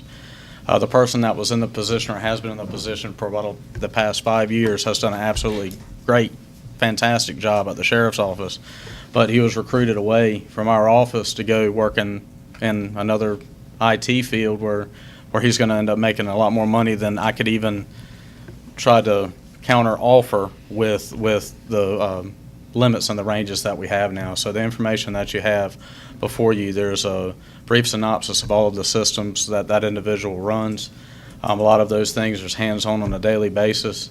And I can attest that, you know, we've got one person at the Sheriff's Office that maintains these systems, and that we try to get that person some time off, some downtime. I mean, just like with my job, they're on call 24/7. So on those weeks or whatever that he's out of town or has been in town, then I'll take those phone calls, and it might be something from an app on the phone isn't working correctly that I tell them to read the instruction manual. So we get a call from something about a 911 server that I go into freak out mode and start making phone calls to try to get things taken care of right away. So it's everything from the simple to the complex that we're looking at. You have the information of where we're going to. I know there is some complexity that we're dealing with because we're trying to do the right thing when it comes to the system that we're in now, and then a possible system that we may be moving to. So we try to make that as clear as possible in the information that you have before you. But basically, we're looking to reclassify an investigator position to a technology specialist position, and we need to move the salary range from a entry-level investigator with our office to something that would be comparable to a position in a government IT position, and that's the information that you have before you. Yes. What you're proposing, that will be done within your current budget? We can, yes, and that's through lap salary that we will have. We can make the adjustments that we can take care of any increase in salary for that position this year. And then just like with everything else, our people have to come first. I mean, we can't do anything if we don't have a person. So the next salary or the next budget year, we will adjust to the salaries accordingly. And if we need to bring some things down so we can stay flat, then we will. Mr. Chairman, Yes, Mr. this pay grade 70, is that comparable to other counties for doing the same work? And I may need some help from the manager on the pay grade number itself. The current plan that we have, it would be moving from a 16 to a 25, which would be the comparable range as what it would be from a pay grade of 70 if the new plan was put into place. But if you were to look statewide, not at the private sector jobs, but just government technology specialist jobs or IT jobs, then the hiring rate is 50,000 roughly to 90,000. We can't compete with that range, but we do need to get the range to the point that we can make a hire with somebody that has the educational background and experience in computers, that just so we can get them in the door. And where I'm looking on this is that for the last 3 years, we've been trying to get our overall organizational chart to where what we are on paper.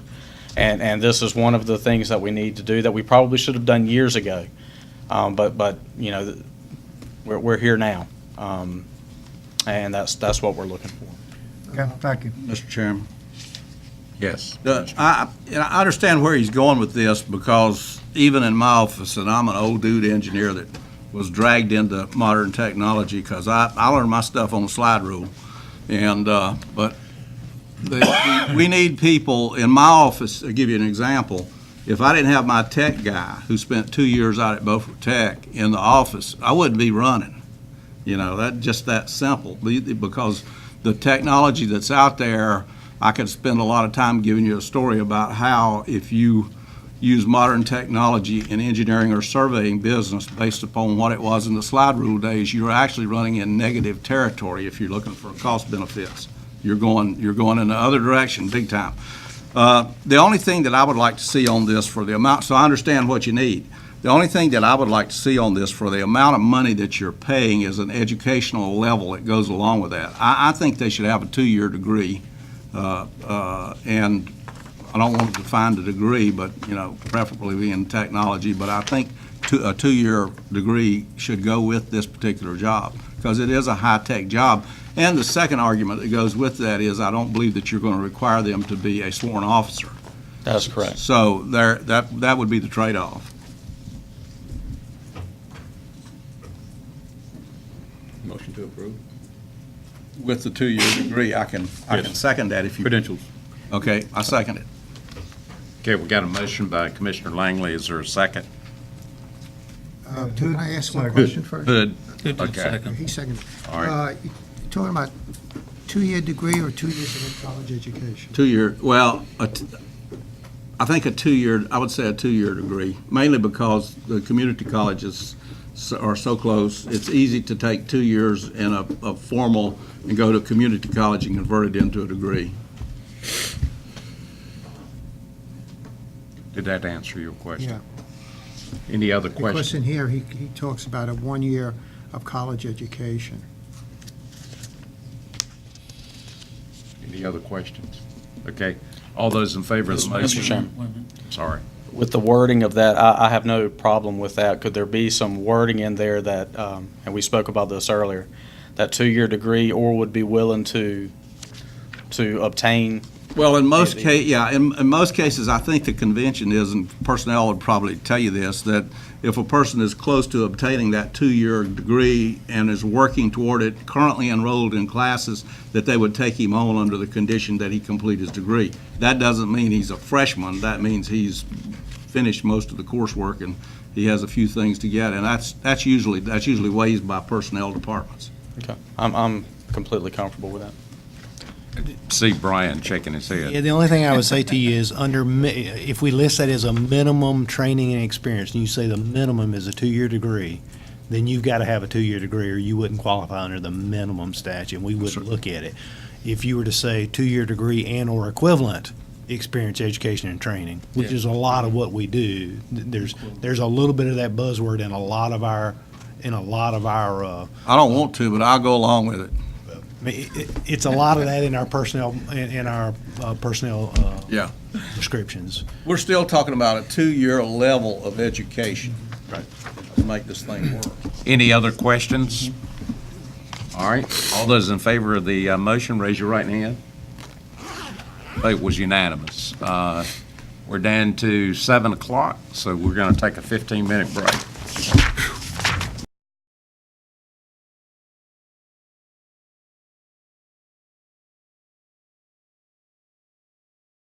We're down to item number 5, budget amendment request for the E911 backup. Dick? Thank you, Commissioners. We need to do a budget amendment for the E911 fund, basically for accounting purposes for Anita to keep all her things in line over there, for all the different invoices we've got coming through for the backup system that's going to be put in Craven County.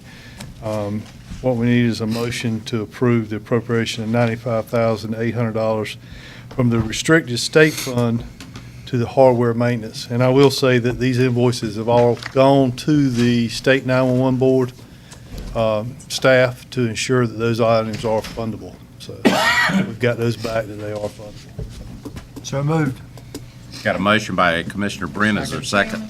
Second Mr. by Chairman, may I just make one correction on that motion? The amount actually is the $47,900, not $95,800. That's a typo. Okay. Now, does this mean we're going to get a check back for this amount of money from that fund? No, we are appropriating fund balance, funds that we already have in reserves on hand. When you say in reserves, Cash is in the bank. fund balance, we're appropriating just fund balance. Restricted fund balance, 911 restricted funds that you can't spend for anything but 911. It's the money that comes from the state. Right. Okay, but if we have invoices that we are paying, I had purchase orders come across my desk for these items, and I noticed that the money had not sufficiently been appropriated, so I reached out to Chief Deputy Rose and Mr. Williams, and we talked about the need to appropriate an additional $47,900 out of those restricted funds to cover those purchase orders before I could sign those. but the state approves the payment of the $47,000. The state approves the project. The state approves that those are eligible expenditures for 911. All right, but see, I'm having trouble moving money around. That's my problem. Who's going to write the check for $47,000? The county's going to write the check for the $47,000. We already have the funds in the bank. They're just restricted to be spent on E911 projects. Oh, okay, so we've drawn down the funds from the state. They send us funds monthly. Right, Yes. okay, it's in a fund Yes. that is already funded, and it's going to come out of the 911 fund, but the state has to approve them under that legislation they did 3 or 4 years ago. state approves that the expenditures are eligible for 911 funds, so that they say, yes, you can use these for 911 Right. purposes. Okay, so we've got the money, we're drawing it out of our own restricted fund, not coming from them or anything like that. In other words, they give us a credit. Look, In a nutshell, Commissioner Richardson, we get, you get your surcharge that each of us pay each month in our phone bill. That money goes to the that's what I was state. about to say, right. That money goes to the state of North Carolina. They have a plan in place that they disperse that to the counties. They send it back to us. They have a formula Right. to, yes, distribute that to Right. counties, and that's the E911 money that we get monthly. That's correct. We have built up those funds in reserve so that we have this $47,900 in cash in the bank. All right, but we didn't budget enough money when we budgeted That's out of this right. fund. So why didn't, well, okay, there's nothing wrong with asking about where the money's going. Oh, no, no. I mean, you know. Absolutely. No, there's absolutely not. But the money's actually, the state of North Carolina 911 Board has certain expenditures that are eligible. And we can't spend this money on anything but those eligible expenses. Well, why didn't we budget enough money the first time? I We- think we just missed the number on the project. I can answer that. I budgeted in last year when we were working on the 911 project, and this was a piece that hadn't been completed that didn't get moved forward. I mean, I just didn't move forward in the 911. Well, we're going to have another discussion about that in a few minutes, and I'm not impressed because budgets are supposed to be cut off at the end of the year. Chop. That's what happens in the industry. There ain't no more money going to be spent. You didn't spend it, that's too bad, we're starting all over again. Now, what I'm finding out, the reason I pulled this item from the consent agenda is our books never close. We just keep rolling along, and if the budget was, if something was budgeted 10 years ago, apparently, and wasn't spent then, we can still go spend it, and that's what's happening from last year, and this is sloppy budgeting. We'll be glad to address that when it comes up, but that's. Well, When that comes up, we'll address that. This is sloppy budgeting. Any other questions? We've got a motion and a second.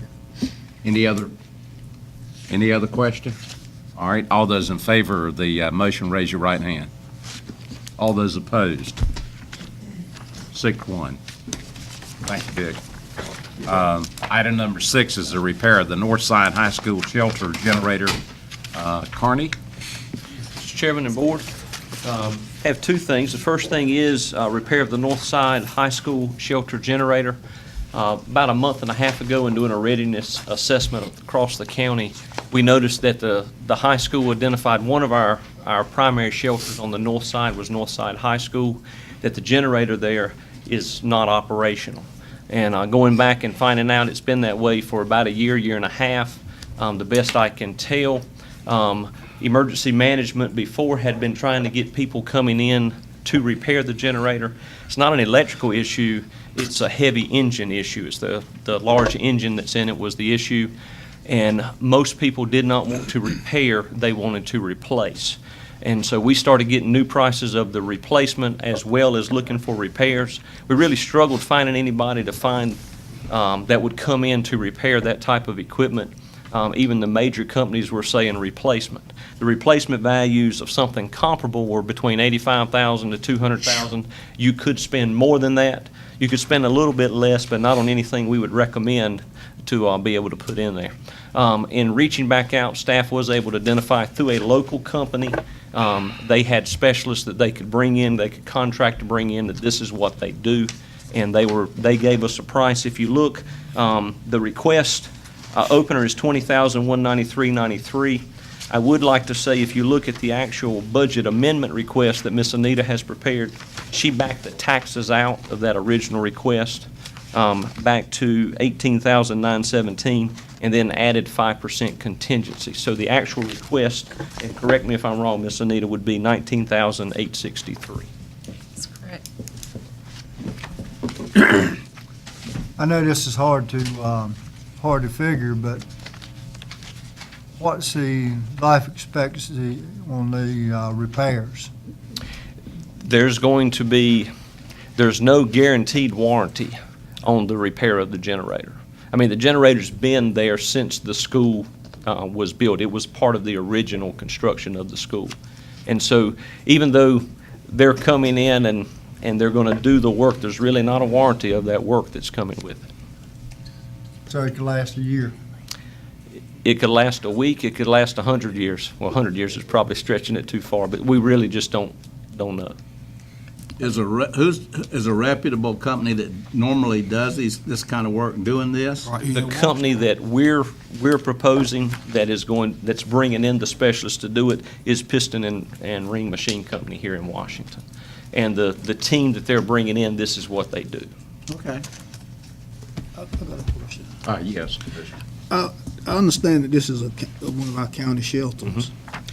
And it's $20,000 now to fix this thing, and we don't know whether it's gonna last a week or 2 weeks, and nobody can guarantee it. But it need to be done.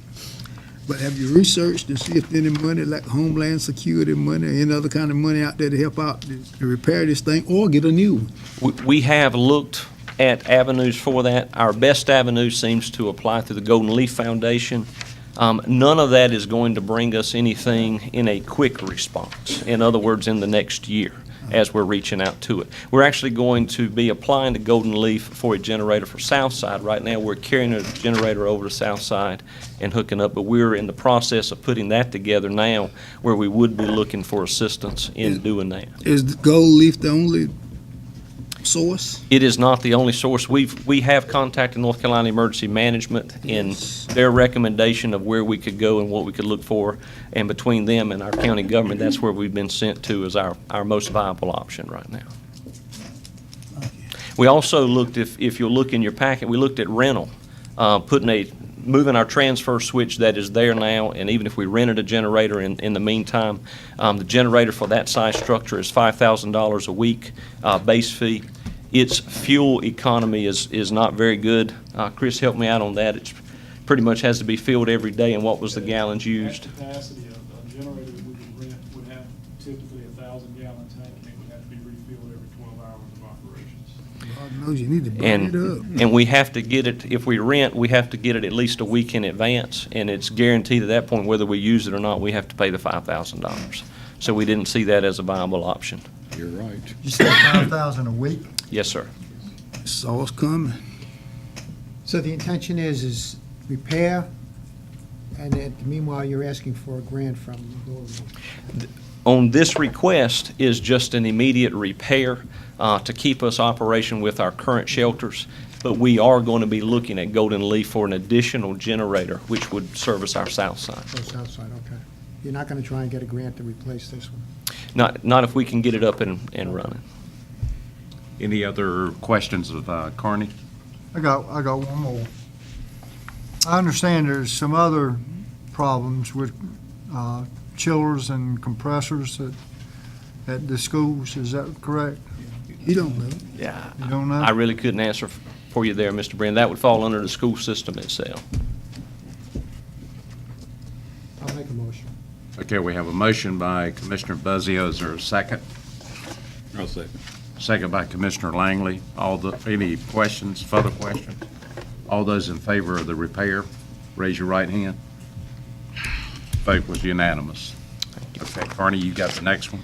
Next item is appointments to the Beaufort County EMS Oversight Committee. There's a need for 3 different appointments.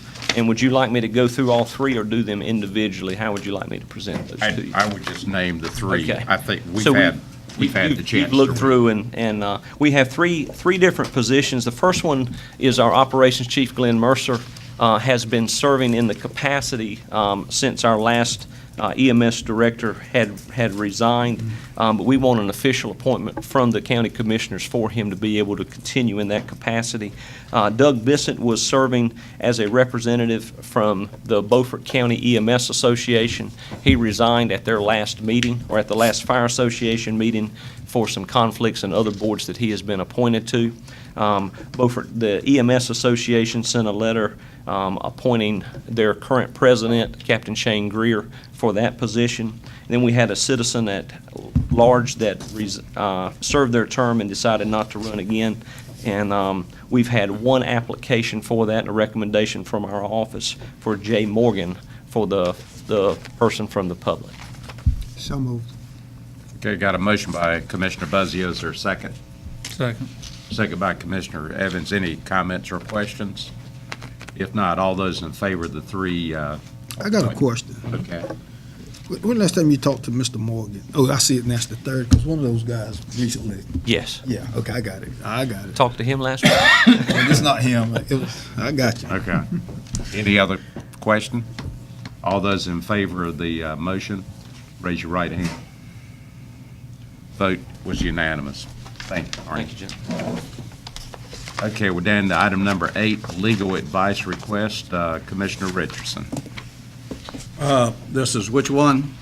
This is number 8. I'm sorry, I was sitting, I was. 158. 158. All right, This I'm is the sorry. outside legal advice request. Oh, okay, I skipped that. I went right through that in my book. The legal advice request. This has to do with what we're talking about with the courthouse. It's difficult for our attorney to represent us in this matter because he is a member of the Beaufort, of this particular district's court system, bar system. So it's hard for him to give us advice about this. And we need to, and what I'm talking about when I say this, I'm talking about the overreach by the judges at the courthouse.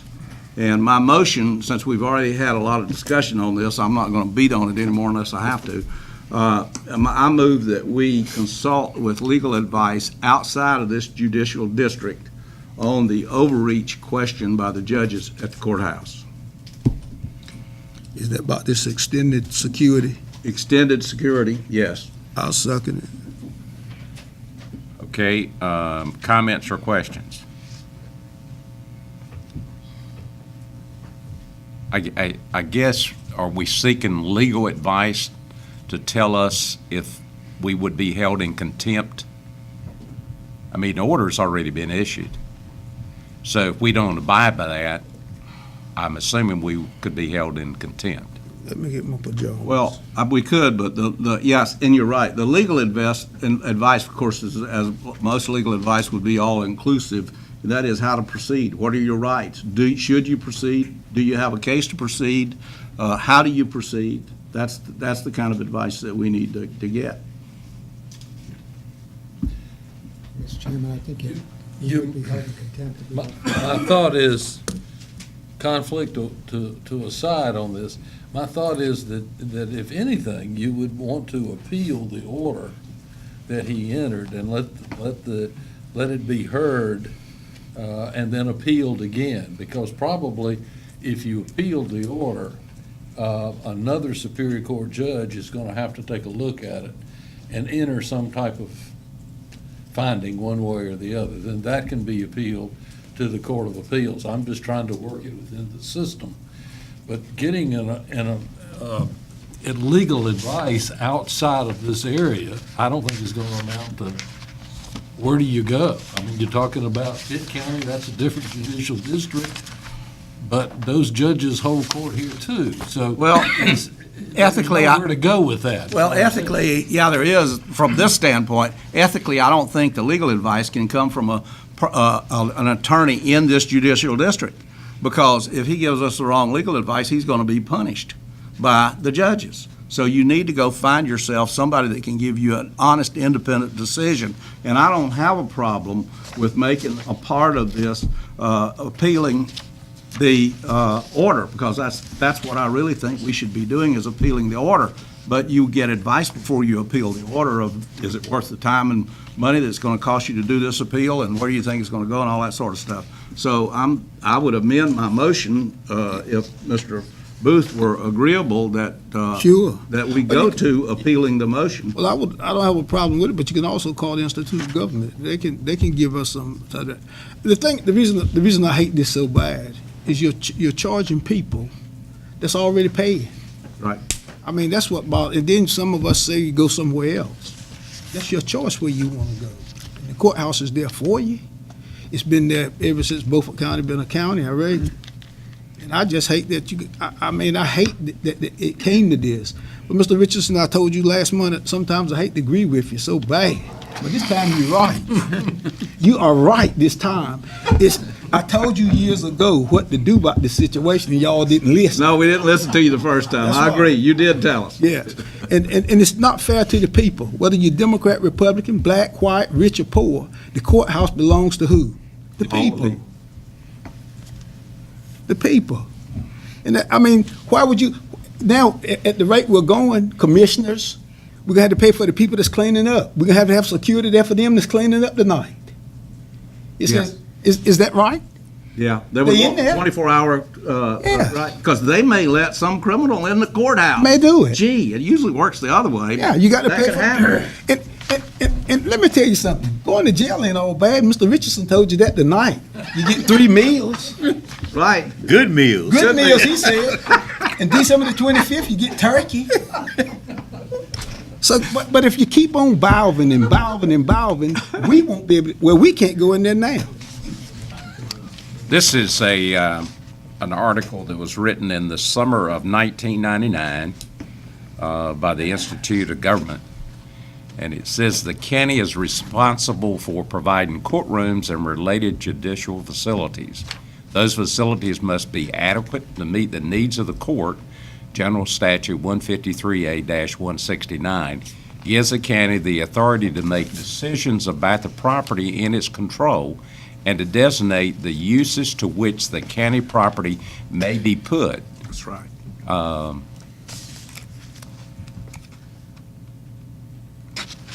And the judges, just like this statute says, the judge is in control of his courtroom when he's in the courtroom. But otherwise, it belongs to the county and to the people, and it's for their use. Okay, we got, is any more discussion? Got a motion and a second? Did you amend your motion to go? Yes, that we pursue the. I accept that friendly amendment. Okay, thank you. Okay. All those in favor of the motion will raise your right hand. Okay, all those opposed to the motion, raise your right hand. I just want to say this to the public, is you're being shortchanged. This is a fantastic example of how judges and the judiciary has taken over this country and made law and taken people's property and made them do things. Unless judges had a reason for the secrecy in that courthouse, they would be willing for the public to see everything that's going on in there. And I would also say to you, there are some states that all of the trials are recorded, and everything that happens in the courtroom is recorded, and it's available for the public's use. So why is North Carolina so backward? Okay, we're down to item number 9, filming of the salary study meeting. Commissioner Richardson. Well, this is a salary study. It involves all the 380 employees that we have. If we give each one of them a dollar an hour increase, you're talking about a whole lot of money. The salary study is of vital importance to the taxpayers and people of Beaufort County, and it should be filmed just like this meeting is filmed for the benefit of the public. And that's all that my motion is that we film the meeting for the public. Okay, we got a motion to film the meeting. Is there a second? Motion dies. Okay, we're down to item number 10, the banking contract and the official depository resolution. Anita. Thank you, Mr. Chairman. Gentlemen, I'm bringing before you this evening a recommendation to change financial institutions for the county banking services. Back in April of this year, we sent out requests for proposals for banking and lockbox services. 6 banks responded to our request. Those bids are listed on page 164. You'll see that 2 banks that responded do not offer lockbox services, so they were excluded from further analysis, bringing us down to 4. And they are listed from low bidder first on up, and you can see the low bidder was First National Bank at a net annual charges of $2,225. As part of our due diligence, we did meet with First National Bank. We reviewed their online banking platform to make sure that it would suit the needs of the county. We confirmed with First National Bank that our analysis of their bid was accurate and the numbers were good that we were looking at. We did verify with the state treasurer's office that First National Bank does participate in the pooling method of collateralization. And we also checked 5 references for First National Bank, other cities and counties, and they had very good references. So it is my recommendation to you that we do switch our financial institution for our county banking and lockbox services from our 2 current providers to First National Bank, and that you accept the contract with them for a 5-year period, and also adopt the resolution designating them as our official depository. I got a couple of questions. Okay.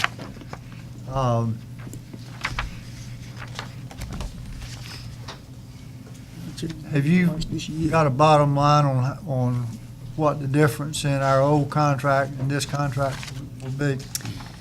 Yes, if you look at page 163, and these are all estimates because these costs are driven by the quantities and volumes of our banking during the year. So they're going to go up or down either way. So this is just an estimate based on our last 12 months of activity, okay? Assuming that we do the same thing for the next 12 months that we did the last 12 months.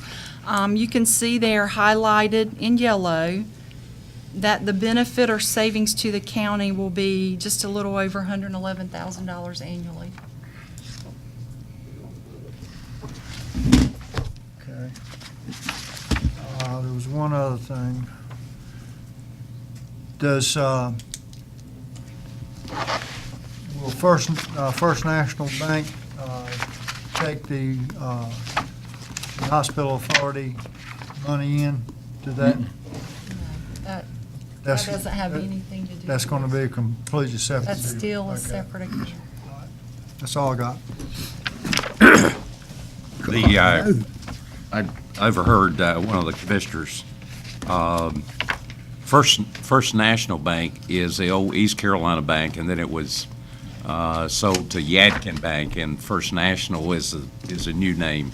That's right, and there was a little bit of concern on my part Mine about too. that changing hands so many times, and so In a when we year. did have our meeting with them, I did ask them the question, what was the likelihood of that happening again, and the executive vice president attended our meeting, and he told me that although he can't predict the future 100%, he thought that their bank was very unlikely to be acquired because of their assets. They're over $10 billion, and that if your assets exceed $10 billion, then it makes you more less attractive for acquisition because of all the hoops and the rules that you have to adhere to federally. And the other thing that he mentioned to me was, I'm trying to remember the other thing that he mentioned to me. Basically, what he said was that he did not think it was likely that their bank would be acquired. So, Is First National Bank a New York Stock Exchange listed company? I do not know the answer to that. There is a First National Bank that is, but it's not this First National Bank. I don't know the answer to that. Well, I have to research that. Who, is it a stock company? Y'all were doing pretty good till I got to this question. I mean, I was ready to vote for this, but now I'm not sure who we're doing business with. Well, I mean, in the RFP, we did request that they send us certain ratios so that we could look at their financial soundness. Yeah. And we did review that, and I believe Katie has brought something up on her. So she, yes, it is. It is a New York Stock Exchange. There is a New York Stock Exchange listed company as the First National Bank. Okay, well, y'all are back on track then. Okay, good. If I remember, they ranked 33 I didn't look at the in rankings. size. If I could just think of the other reason that he thought we wouldn't be acquired, we'd have a slam dunk. Well, that's not material to me. I'm ready to vote. Well, I think it may be that First National already covers, this merger will cover the whole state. Usually that's what they're doing, is trying to buy a market share Yeah. 25 counties or something. Yeah.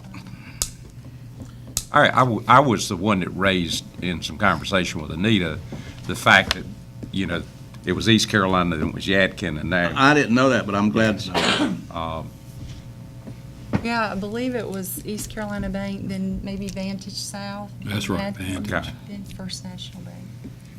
I make a motion that we accept the bid. Got a motion to accept the bid, second by Commissioner Buzzio. Any other comments or question? All those in favor, raise your right hand. All those opposed? Thank you. Okay, we're down to item number 11, the sale of alcoholic beverages before noon on Sunday at licensed premises. That's you, Brian. Thank you, Mr. Chairman, members of the board. As you recall, at your last meeting, you reviewed this ordinance. It was voted on at that time. It was not a unanimous vote. Statutes require that any ordinance for a county has to be unanimous on first reading. So this would be your second reading. At second reading, it can pass with a simple majority. I'll be glad to go back into any of the details that you may wish. This allows for local sales of alcohol starting at 10 a.m. on Sunday morning. That would be for all holders of ABC permits, whether that be on-site, off-site, beer, wine, mixed beverages, anybody who holds a valid ABC permit. Just be glad to answer any questions since the last time, or maybe not since the last time, but the municipalities, this is a separate issue for municipalities. This is only in the county's jurisdiction. But the city of Washington and the towns of Washington Park, Chocowinity, and Pantigga have already adopted this early ordinance. So moved, Mr. Chairman. Got a motion to approve. Is there a second? Second. Second. Any questions? Everybody understand? Okay. Well, I'm where I was last time. I recommend the communion wine on Sunday morning, so I'm not going to vote for this. I'll buy you some. All right. Any other comments? All right. All those in favor of the motion, raise your right hand.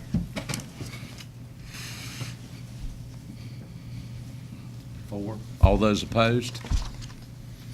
Three. The motion carries. 4-3. When did that take effect, Mr. Manager? Sir? When does that take effect? Immediately. All right, Hood, get your wine. I'll see you over there Sunday morning then. I'll buy you some wine so you can get to church. I think the only place that you'd be able to do that would be at the country club. Convenience stores. Convenience store. They've probably been serving all along. We didn't need to do this. You're not going to go to church, you're not going to go to church, so. Somebody uses this as an excuse. All right, move on. All right, gentlemen. We're down to item number 12, the placement of the ATM machine in the courthouse. As you'll recall, at the February 12th meeting, we provided you some information about a request we'd received from a vendor to install an ATM in the courthouse. The board authorized us to put out RFPs for that. It was published, and we received one additional proposal on that. It was from Mobile Money. You'll see the comparison there between the two. The original ATM proposal was from Brown Property Management. We held that number confidential until we received any other proposals. They are proposing a 75-cent per transaction payment to the county for use of having a machine there. The only thing they need is a plug-in.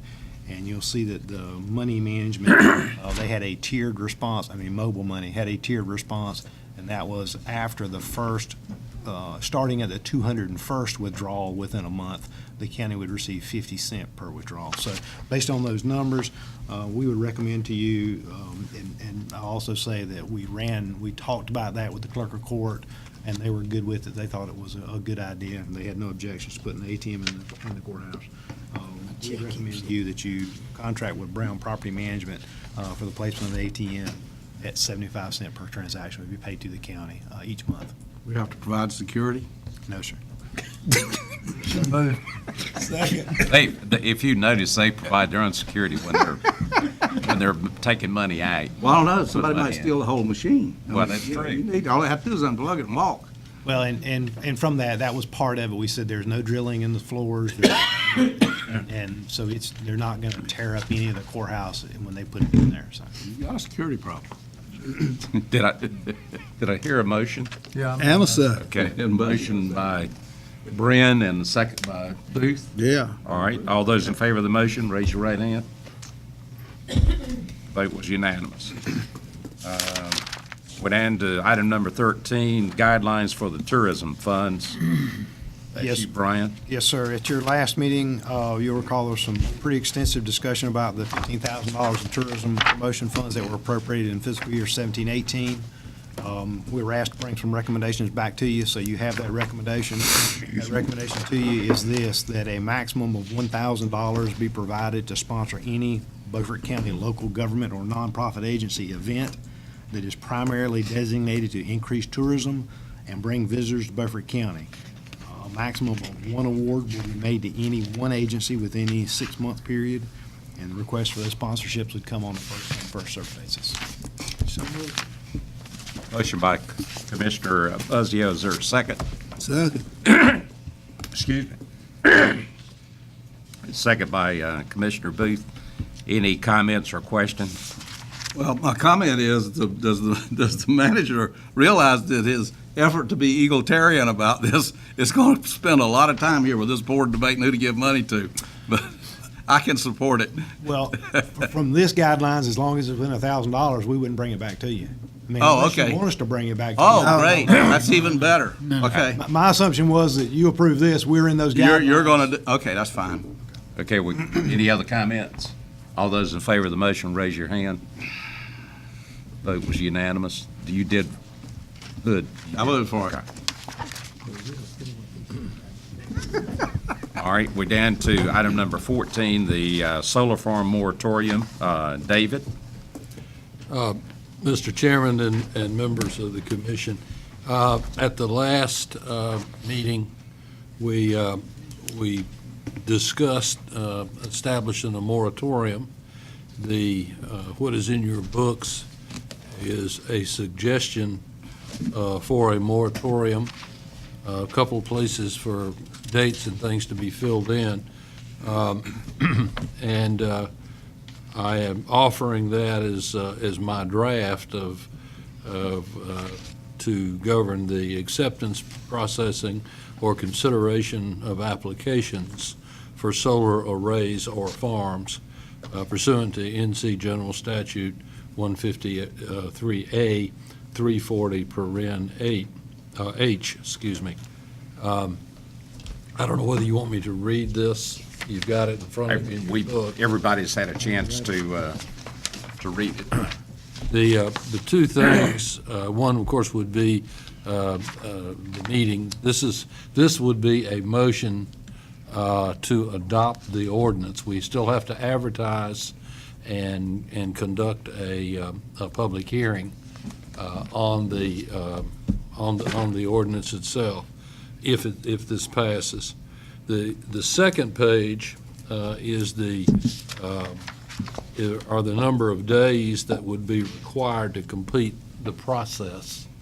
And as you probably know, the statute requires two different situations for advertising. The shorter period is up to and including 60 days, which requires one advertisement prior to, I assume, our next meeting. And it can be no less than 7 days prior to the hearing.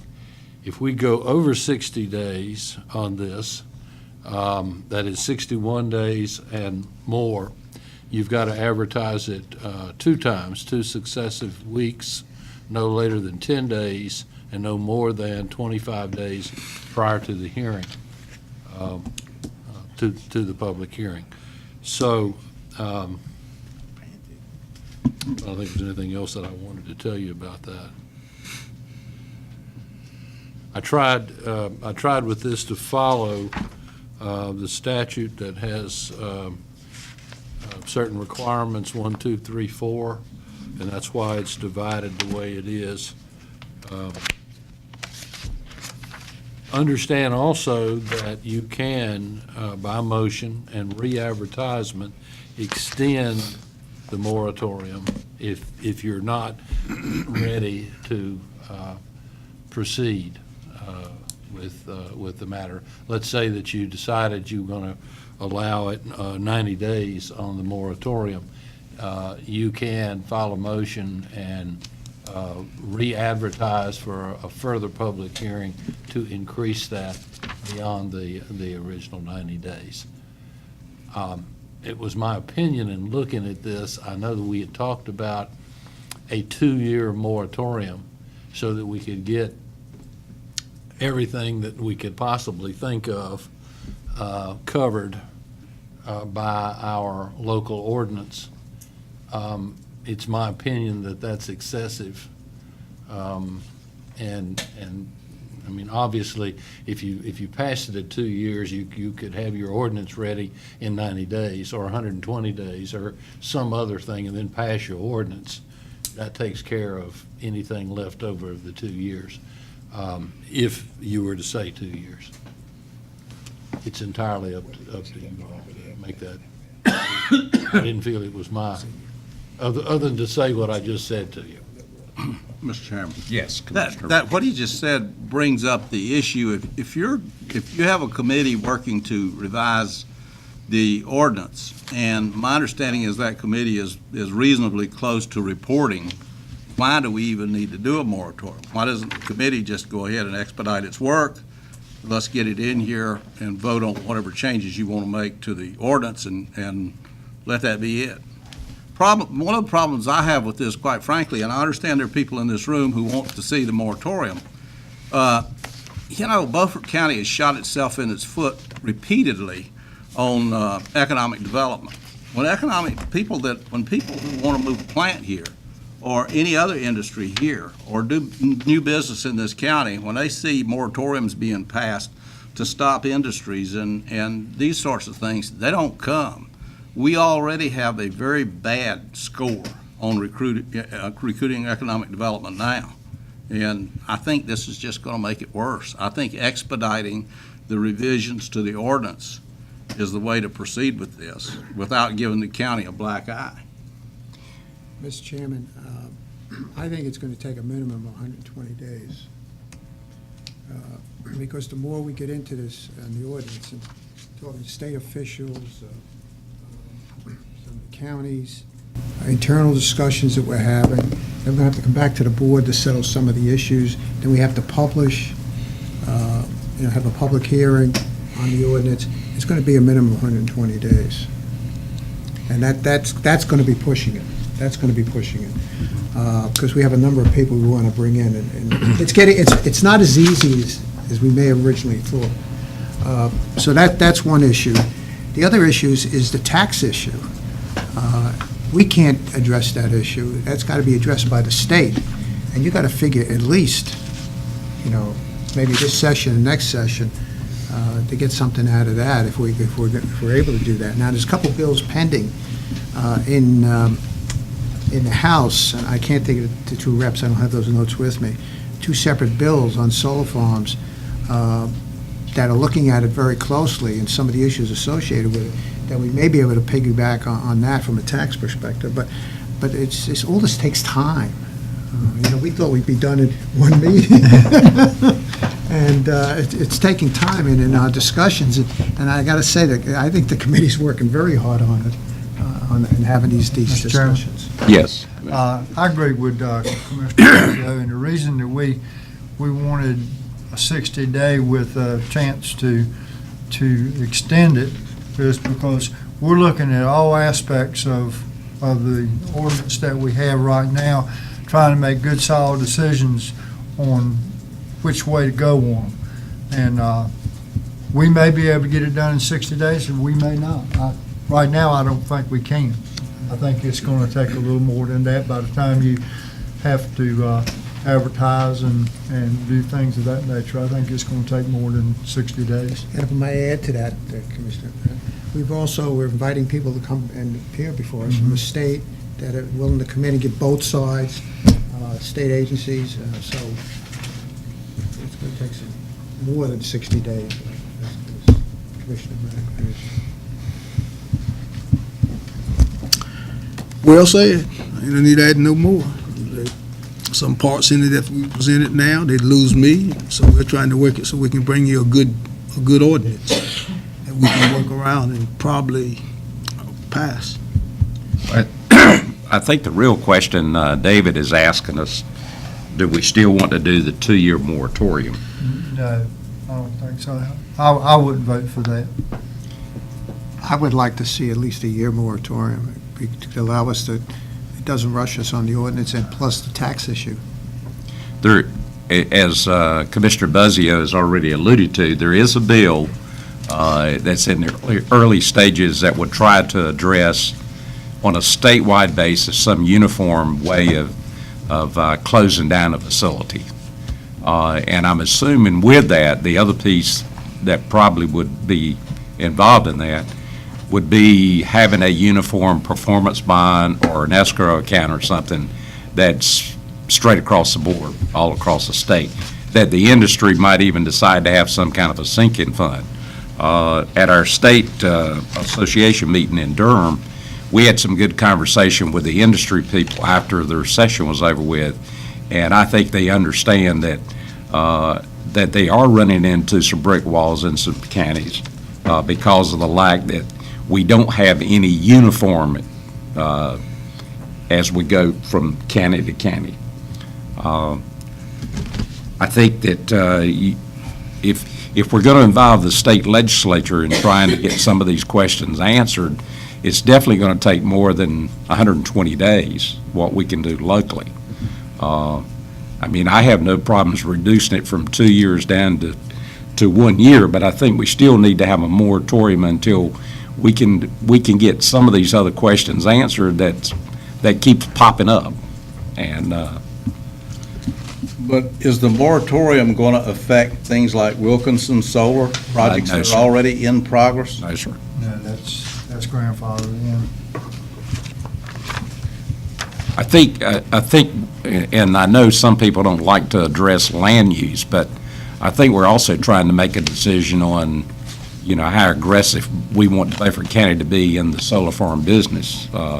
You know, is this good long-term? And, you know, I don't think that we would convert all of our farmland to solar farms, because if you're a family farming operation and you've got people that you can pass it down to the next generation, those people are not going to put a solar facility on their farm. Well, Mr. Chairman, I think that people that do pass their land down and the people who acquire solar farm is people that just don't want to farm it. And I think that would be the only scenario that would happen. Okay, what kind of guidance do you want to give our attorney as it relates to the moratorium? I'd like to see a 60-day moratorium with a chance to renew for another 60 days. I think we can get it done in that period of time. But that's not going to give us sufficient time to deal with the state. Well, it requires a public hearing even on the 60 days. on the 60 days on our ordinance. I've had public, yeah, and then we'd be every 60 days just dealing with the state's going to be trouble. Mr. Chairman, Yes. as you forestated at our state association, if we wait on the state to solve this problem, this is a problem that's going to go on for years and years and years. And if we wait and see what they're going to do, we will never pass this ordinance, because they don't know what they're going to do themselves. Some of the, I mean, you got pro, and we just can't wait to see what the state, I mean, we can't control the tax. I wish we could control the taxes that you charge. But they've been wrestling with this thing. I've been going up there, I know 3 or 4 years. You have too. They've been wrestling with the same conversation for 3 years. Yeah, but like, as I said earlier, one of the pieces of legislation looks at the tax issue. They've been looking at The it. tax issue is unfair to the taxpayer in this county. We believe that, but they've been looking at it. We have to take a step sooner or later. We can't take a step. They're going to have to take the step. No, but nobody's pushing them.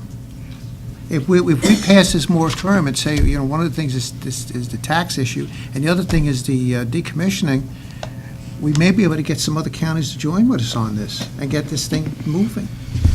But to sit here and do nothing, I think we're not working with our residents in this county. It's going to be on their back that these solar farms, these taxes, these possible decommissioning issues are going to be on the back of the taxpayer of this county. And I'm not prepared to give this to the taxpayer. That's where I'm coming from. Okay, I think maybe if you did it for a year and see how you progress during that year, and then you can re-examine it and see if you need to do anything further. But I think a year is a good time period to allow things to happen. And then after that, if it needs to be extended, you can always extend it.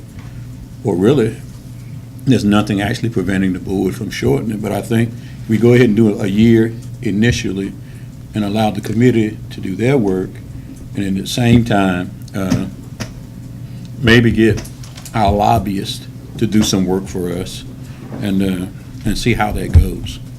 That's what I think. I think you're right, Jerry, that we need, that could give us enough time to contact our legislators and kick them in the rear a little bit, get them started doing their work. By then, we have one in Beaufort County. Jerry, be able to go to his house and talk to Jerry. Did you have a comment?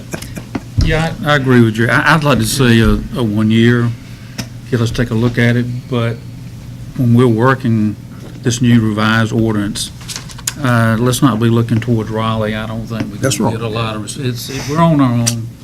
We're east of I-95, we're on our own, so I think with the committee you've got established now, I think we can come up with an ordinance, be fair for all property owners, but hopefully fair to all property owners here in Beaufort County.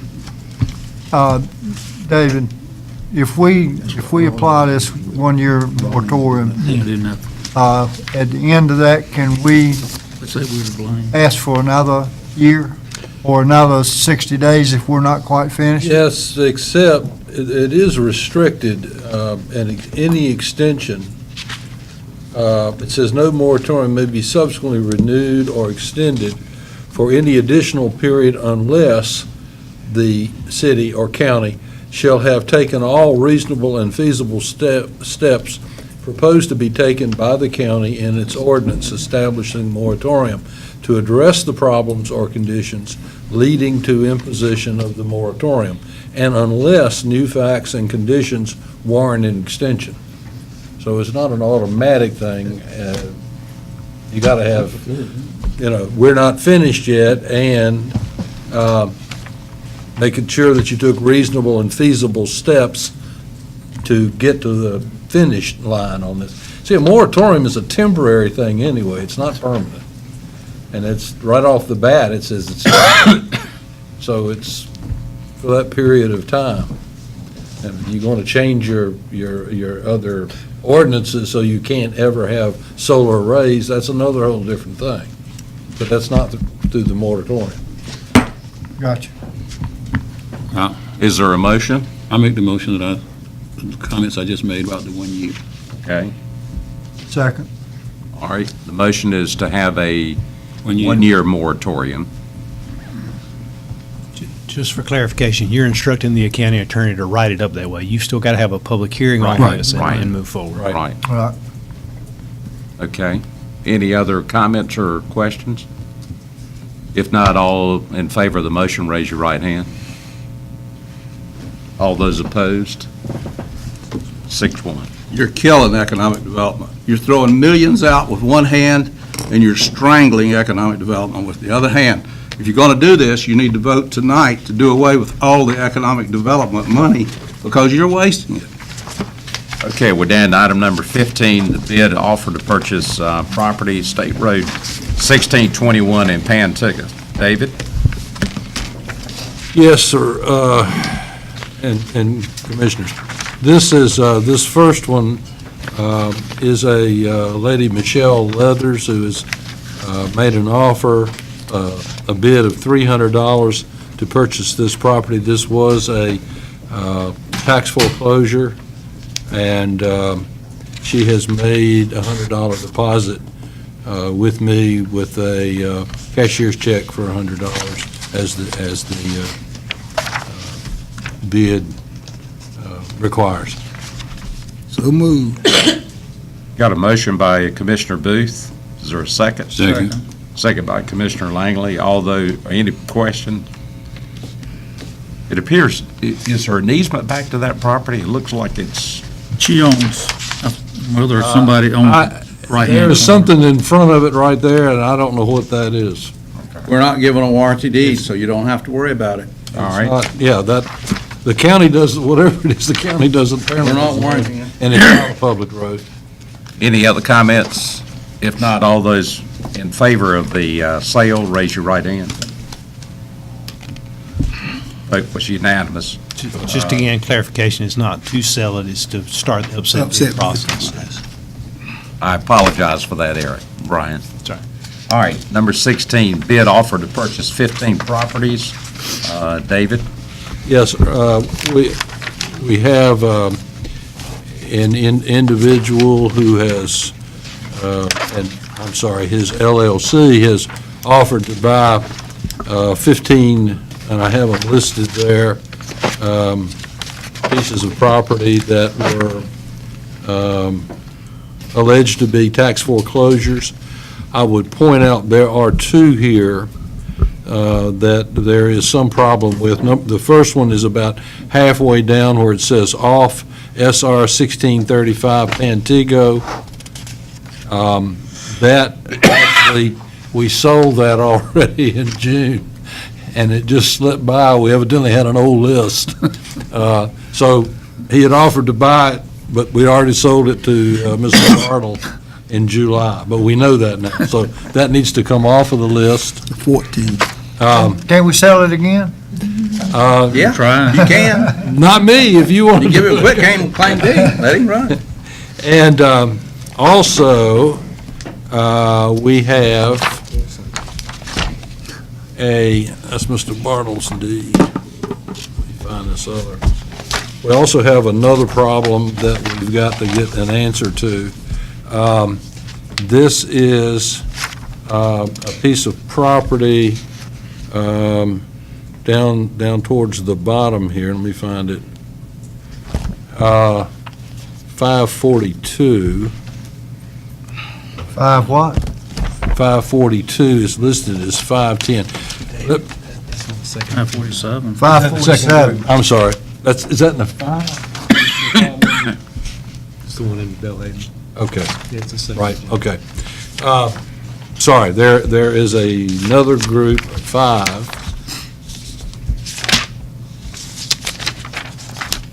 Which one? It's a piece of property in the second group at 5, it's 510 Old County Road, which also has a parent address of 542 Old County Road, maybe. There's a mobile home on this piece of property. Beaufort County got a deed in 1947 for this property. It is on our list that the county owns it, but there is a mobile home sitting on it, and we don't know, at least at this point, we don't know whose mobile home that is. We don't know whether someone has just built on it, or we, in fact, since 1947, sold this lot. That's a possibility, too. So I want that one also removed, or I suggest to you that we take that one off till we find out what the story is. We're looking into it, but we don't know. The rest of those, in that group of 15 minus 1, so that leaves 14, and we have a second group of 5 parcels. And let me say, and this, what I just told you, the story about the mobile home is in that group. 1, 2, 3, 4, 5, 6 parcels, I guess it is. Those are the properties, there were offers made on them, but these properties are the pieces that we had donated to the county. These were not tax foreclosures down in Belhaven on the water. and on Main Street in Bellhaven. And it's Are a- any of these properties the Ross property or any of that? Yes, it is. Well, we don't want to sell those. I didn't think so. There's three properties in there. That's the Beasley property that's on the corner of the little triangle, Right. and then the 30-some acres that was the Ross tract, and then the Tillman tract was 8 acres. Right. Essentially, item 17, which are all those, we're recommending that you reject those. Yeah, okay. How did they get on the list? What's that? Well, they get on the list because they were out there and they belong to the county, and an offer was made. You don't have to accept that offer. Yeah, anybody can make an offer. But we did, they were out there for people to see. Looking at the entire list.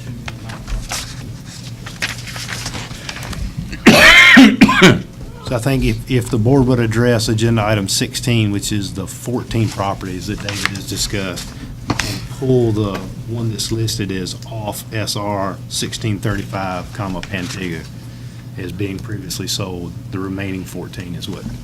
How about the one with the trailer on it? That's the That next is- item. that is item That's the next 17. item. Let's do this one first. All right, so move. Motion by Commissioner Booth, Second. second by Commissioner Buzzio. All those in favor of selling, I'm offering the purchase. Set up purchase. We Okay. still have to advertise, right? Starting Vote was unanimous. All right, now, page 315, the next offer. Our recommendation on that one is that you reject all those offers. Reject all of them, okay. Where are those properties A lot of located? things open. Page 315. Do we have to have a formal vote to reject that? Offer's been made, yeah. Just don't make, well, you don't make a motion, it's not, you're not accepting the offer. Rejecting, okay. Good try. Okay, we got one more item. Number 7 under the consent was the purchase order carry forward, and that's you, Anita. You might refer us back to the page number. I believe Commissioner Richardson had some. Well, that was me. What I'm concerned about is these are purchase order carry forwards from last year. They should have been included in the budget for the coming year as rollovers. We should not be sitting here with something with a purchase order that has not been filled. It should have been in the budget ordinance, and there's no reason for it not to be in the budget ordinance, because all that you have to do is go look at the unfilled purchase orders and say, we want to roll over these purchase orders, and the commissioners approve it. So now we're sitting here and as an after-the-fact, actually an after-the-fact thing, because I suspect that commitments have already been made on these purchase orders. That's right. See? Okay. The commitments were made last fiscal year. You are under an obligation to pay those. They were not completed. The reason we didn't roll them into this year's budget ordinance is because we didn't know they weren't completed yet.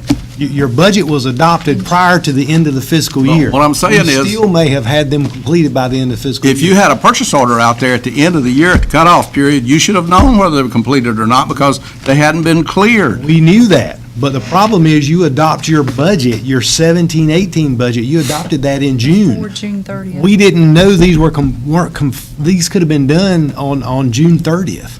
So we still had opportunities to get them completed. We didn't get them. That's what we pay you that salary for, to know what has been completed and what has not been completed, so the cutoffs can be made. But what you're not understanding is this is the correct and proper way to do this.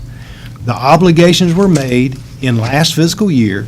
We bring them forward because you have an obligation to pay those. If we would have done them and rolled them into the budget, and you'll like this, if we would have rolled them into the budget back in early June, and then we'd have completed them in July, we'd have had extra money in this year's budget, which we didn't want. Oh, you roll them forward in the budget ordinance by purchase order number. And then you don't have that problem occurring, and it, it needs to, are we spending the money this year? We are spending the money. Then it should have been rolled forward. This is that's the what this exercise does. we're going through. Yeah, but you're rolling them forward. The budget process was completed at the end of June. So why are we sitting here in September, 2 months later in the next year, talking about commitments that were made last year? Because these are budget orders these are purchase orders that were not completed as of June 30th. Well, what I'm telling you is that's not full disclosure. It is full disclosure. No, it's not. Absolutely full disclosure. No, it's not. If it is the proper way. Doesn't the to do state general budget. statute say the budget's to be enacted by June, for the coming year is to be enacted by June the 30th? And it allows you to roll these forward as a budget amendment for those. because Providing weren't they are completed. included in the budget amendment. You didn't include them in the budget amendment. Because we're going to obviously have to disagree on this. Oh, we're going to disagree big time, because when the budget comes up next year, I'm going to be making a motion that purchase orders are cut off if they are not rolled over as a part of the budget. That is good business. You go to any company in the United States, they will tell you that. Our books close. When our books close, that's the end of that. But government books never close. I found that out since I've been here. Government books do close, Commissioner Richard. They I'm close sorry, at the but they end of the don't. fiscal year, and they are required so that you throw them back into the audit, because the auditors have to close the fiscal Well, year. let me ask you this. With tax revenue from sales tax for the quarter that we are in, I guess, that you're actually going to be paid for money that was paid last year, what year are you crediting that income to? It gets thrown back. Oh, wow. It has to. That's the way it works. They're collected in that year. They have to be thrown back. There's the sales tax is 3 months lag. The auditors know that. That's why they do that. There's nothing mysterious about it. Every county in North Carolina does it. They may do it that way, but that's not a good business way to do it, because you never know where you are. That's what I'm complaining about. There are always, the books in government never close. That's why, one of the reasons that we owe $20 trillion in the federal government. Their books never close either. Commissioner Richardson, there's a big difference in federal government budgeting and local government budgeting. I agree. I don't disagree. We're required to have a balanced budget, and we have a balanced But budget. and at the end of the budget year, I want to know about all of the items that are carried forward, and you're sitting here saying, well, we don't know what they are, we just invent them as the year goes along. sir. No, we don't do that. We do not invent things as we go along. These were purchase orders that were approved by the board. That wasn't Were complete. not completed, so At it's, the end of we June. bring them back to you so that they are allocated in the next year so they can be completed. Well, before- There's no double money, there's no extra. Before we enact a budget ordinance, we need a listing of the incompleted purchase orders. And that's not asking for a whole lot. We won't have that information until 60 days after year end. Why not? Oh, the Jesus You've Christ. got a purchase order number out there, and you haven't closed it out. Why can't they be listed as unclosed purchase orders? Because I'll give you an example. Let's say, for example, the professional services related to the First Bank. Not sure what that contract amount was, 25,000? So we issued a purchase order back last year for 25,000 to contract with them to do the design work over there. Okay? You can see where between whatever date we started the contract through June 30th, we paid them $15,000. Well, in July, I received an invoice for services rendered from June 1st to June 30th. So I had to post that back as an expenditure in last year and liquidate that purchase order by that amount of that payment. But I didn't have that information until I received their bill in July. What's wrong with listing that in the budget ordinance as an unfilled purchase order that's outstanding? I can tell you what we have at June 30th, but it's going to be inflated. It's going to be too high. It's okay. Because we receive invoices in July and August that we have to post back in the prior year, and we liquidate the encumbrance That's on right. the purchase order and lower that amount, because it's no longer an obligation.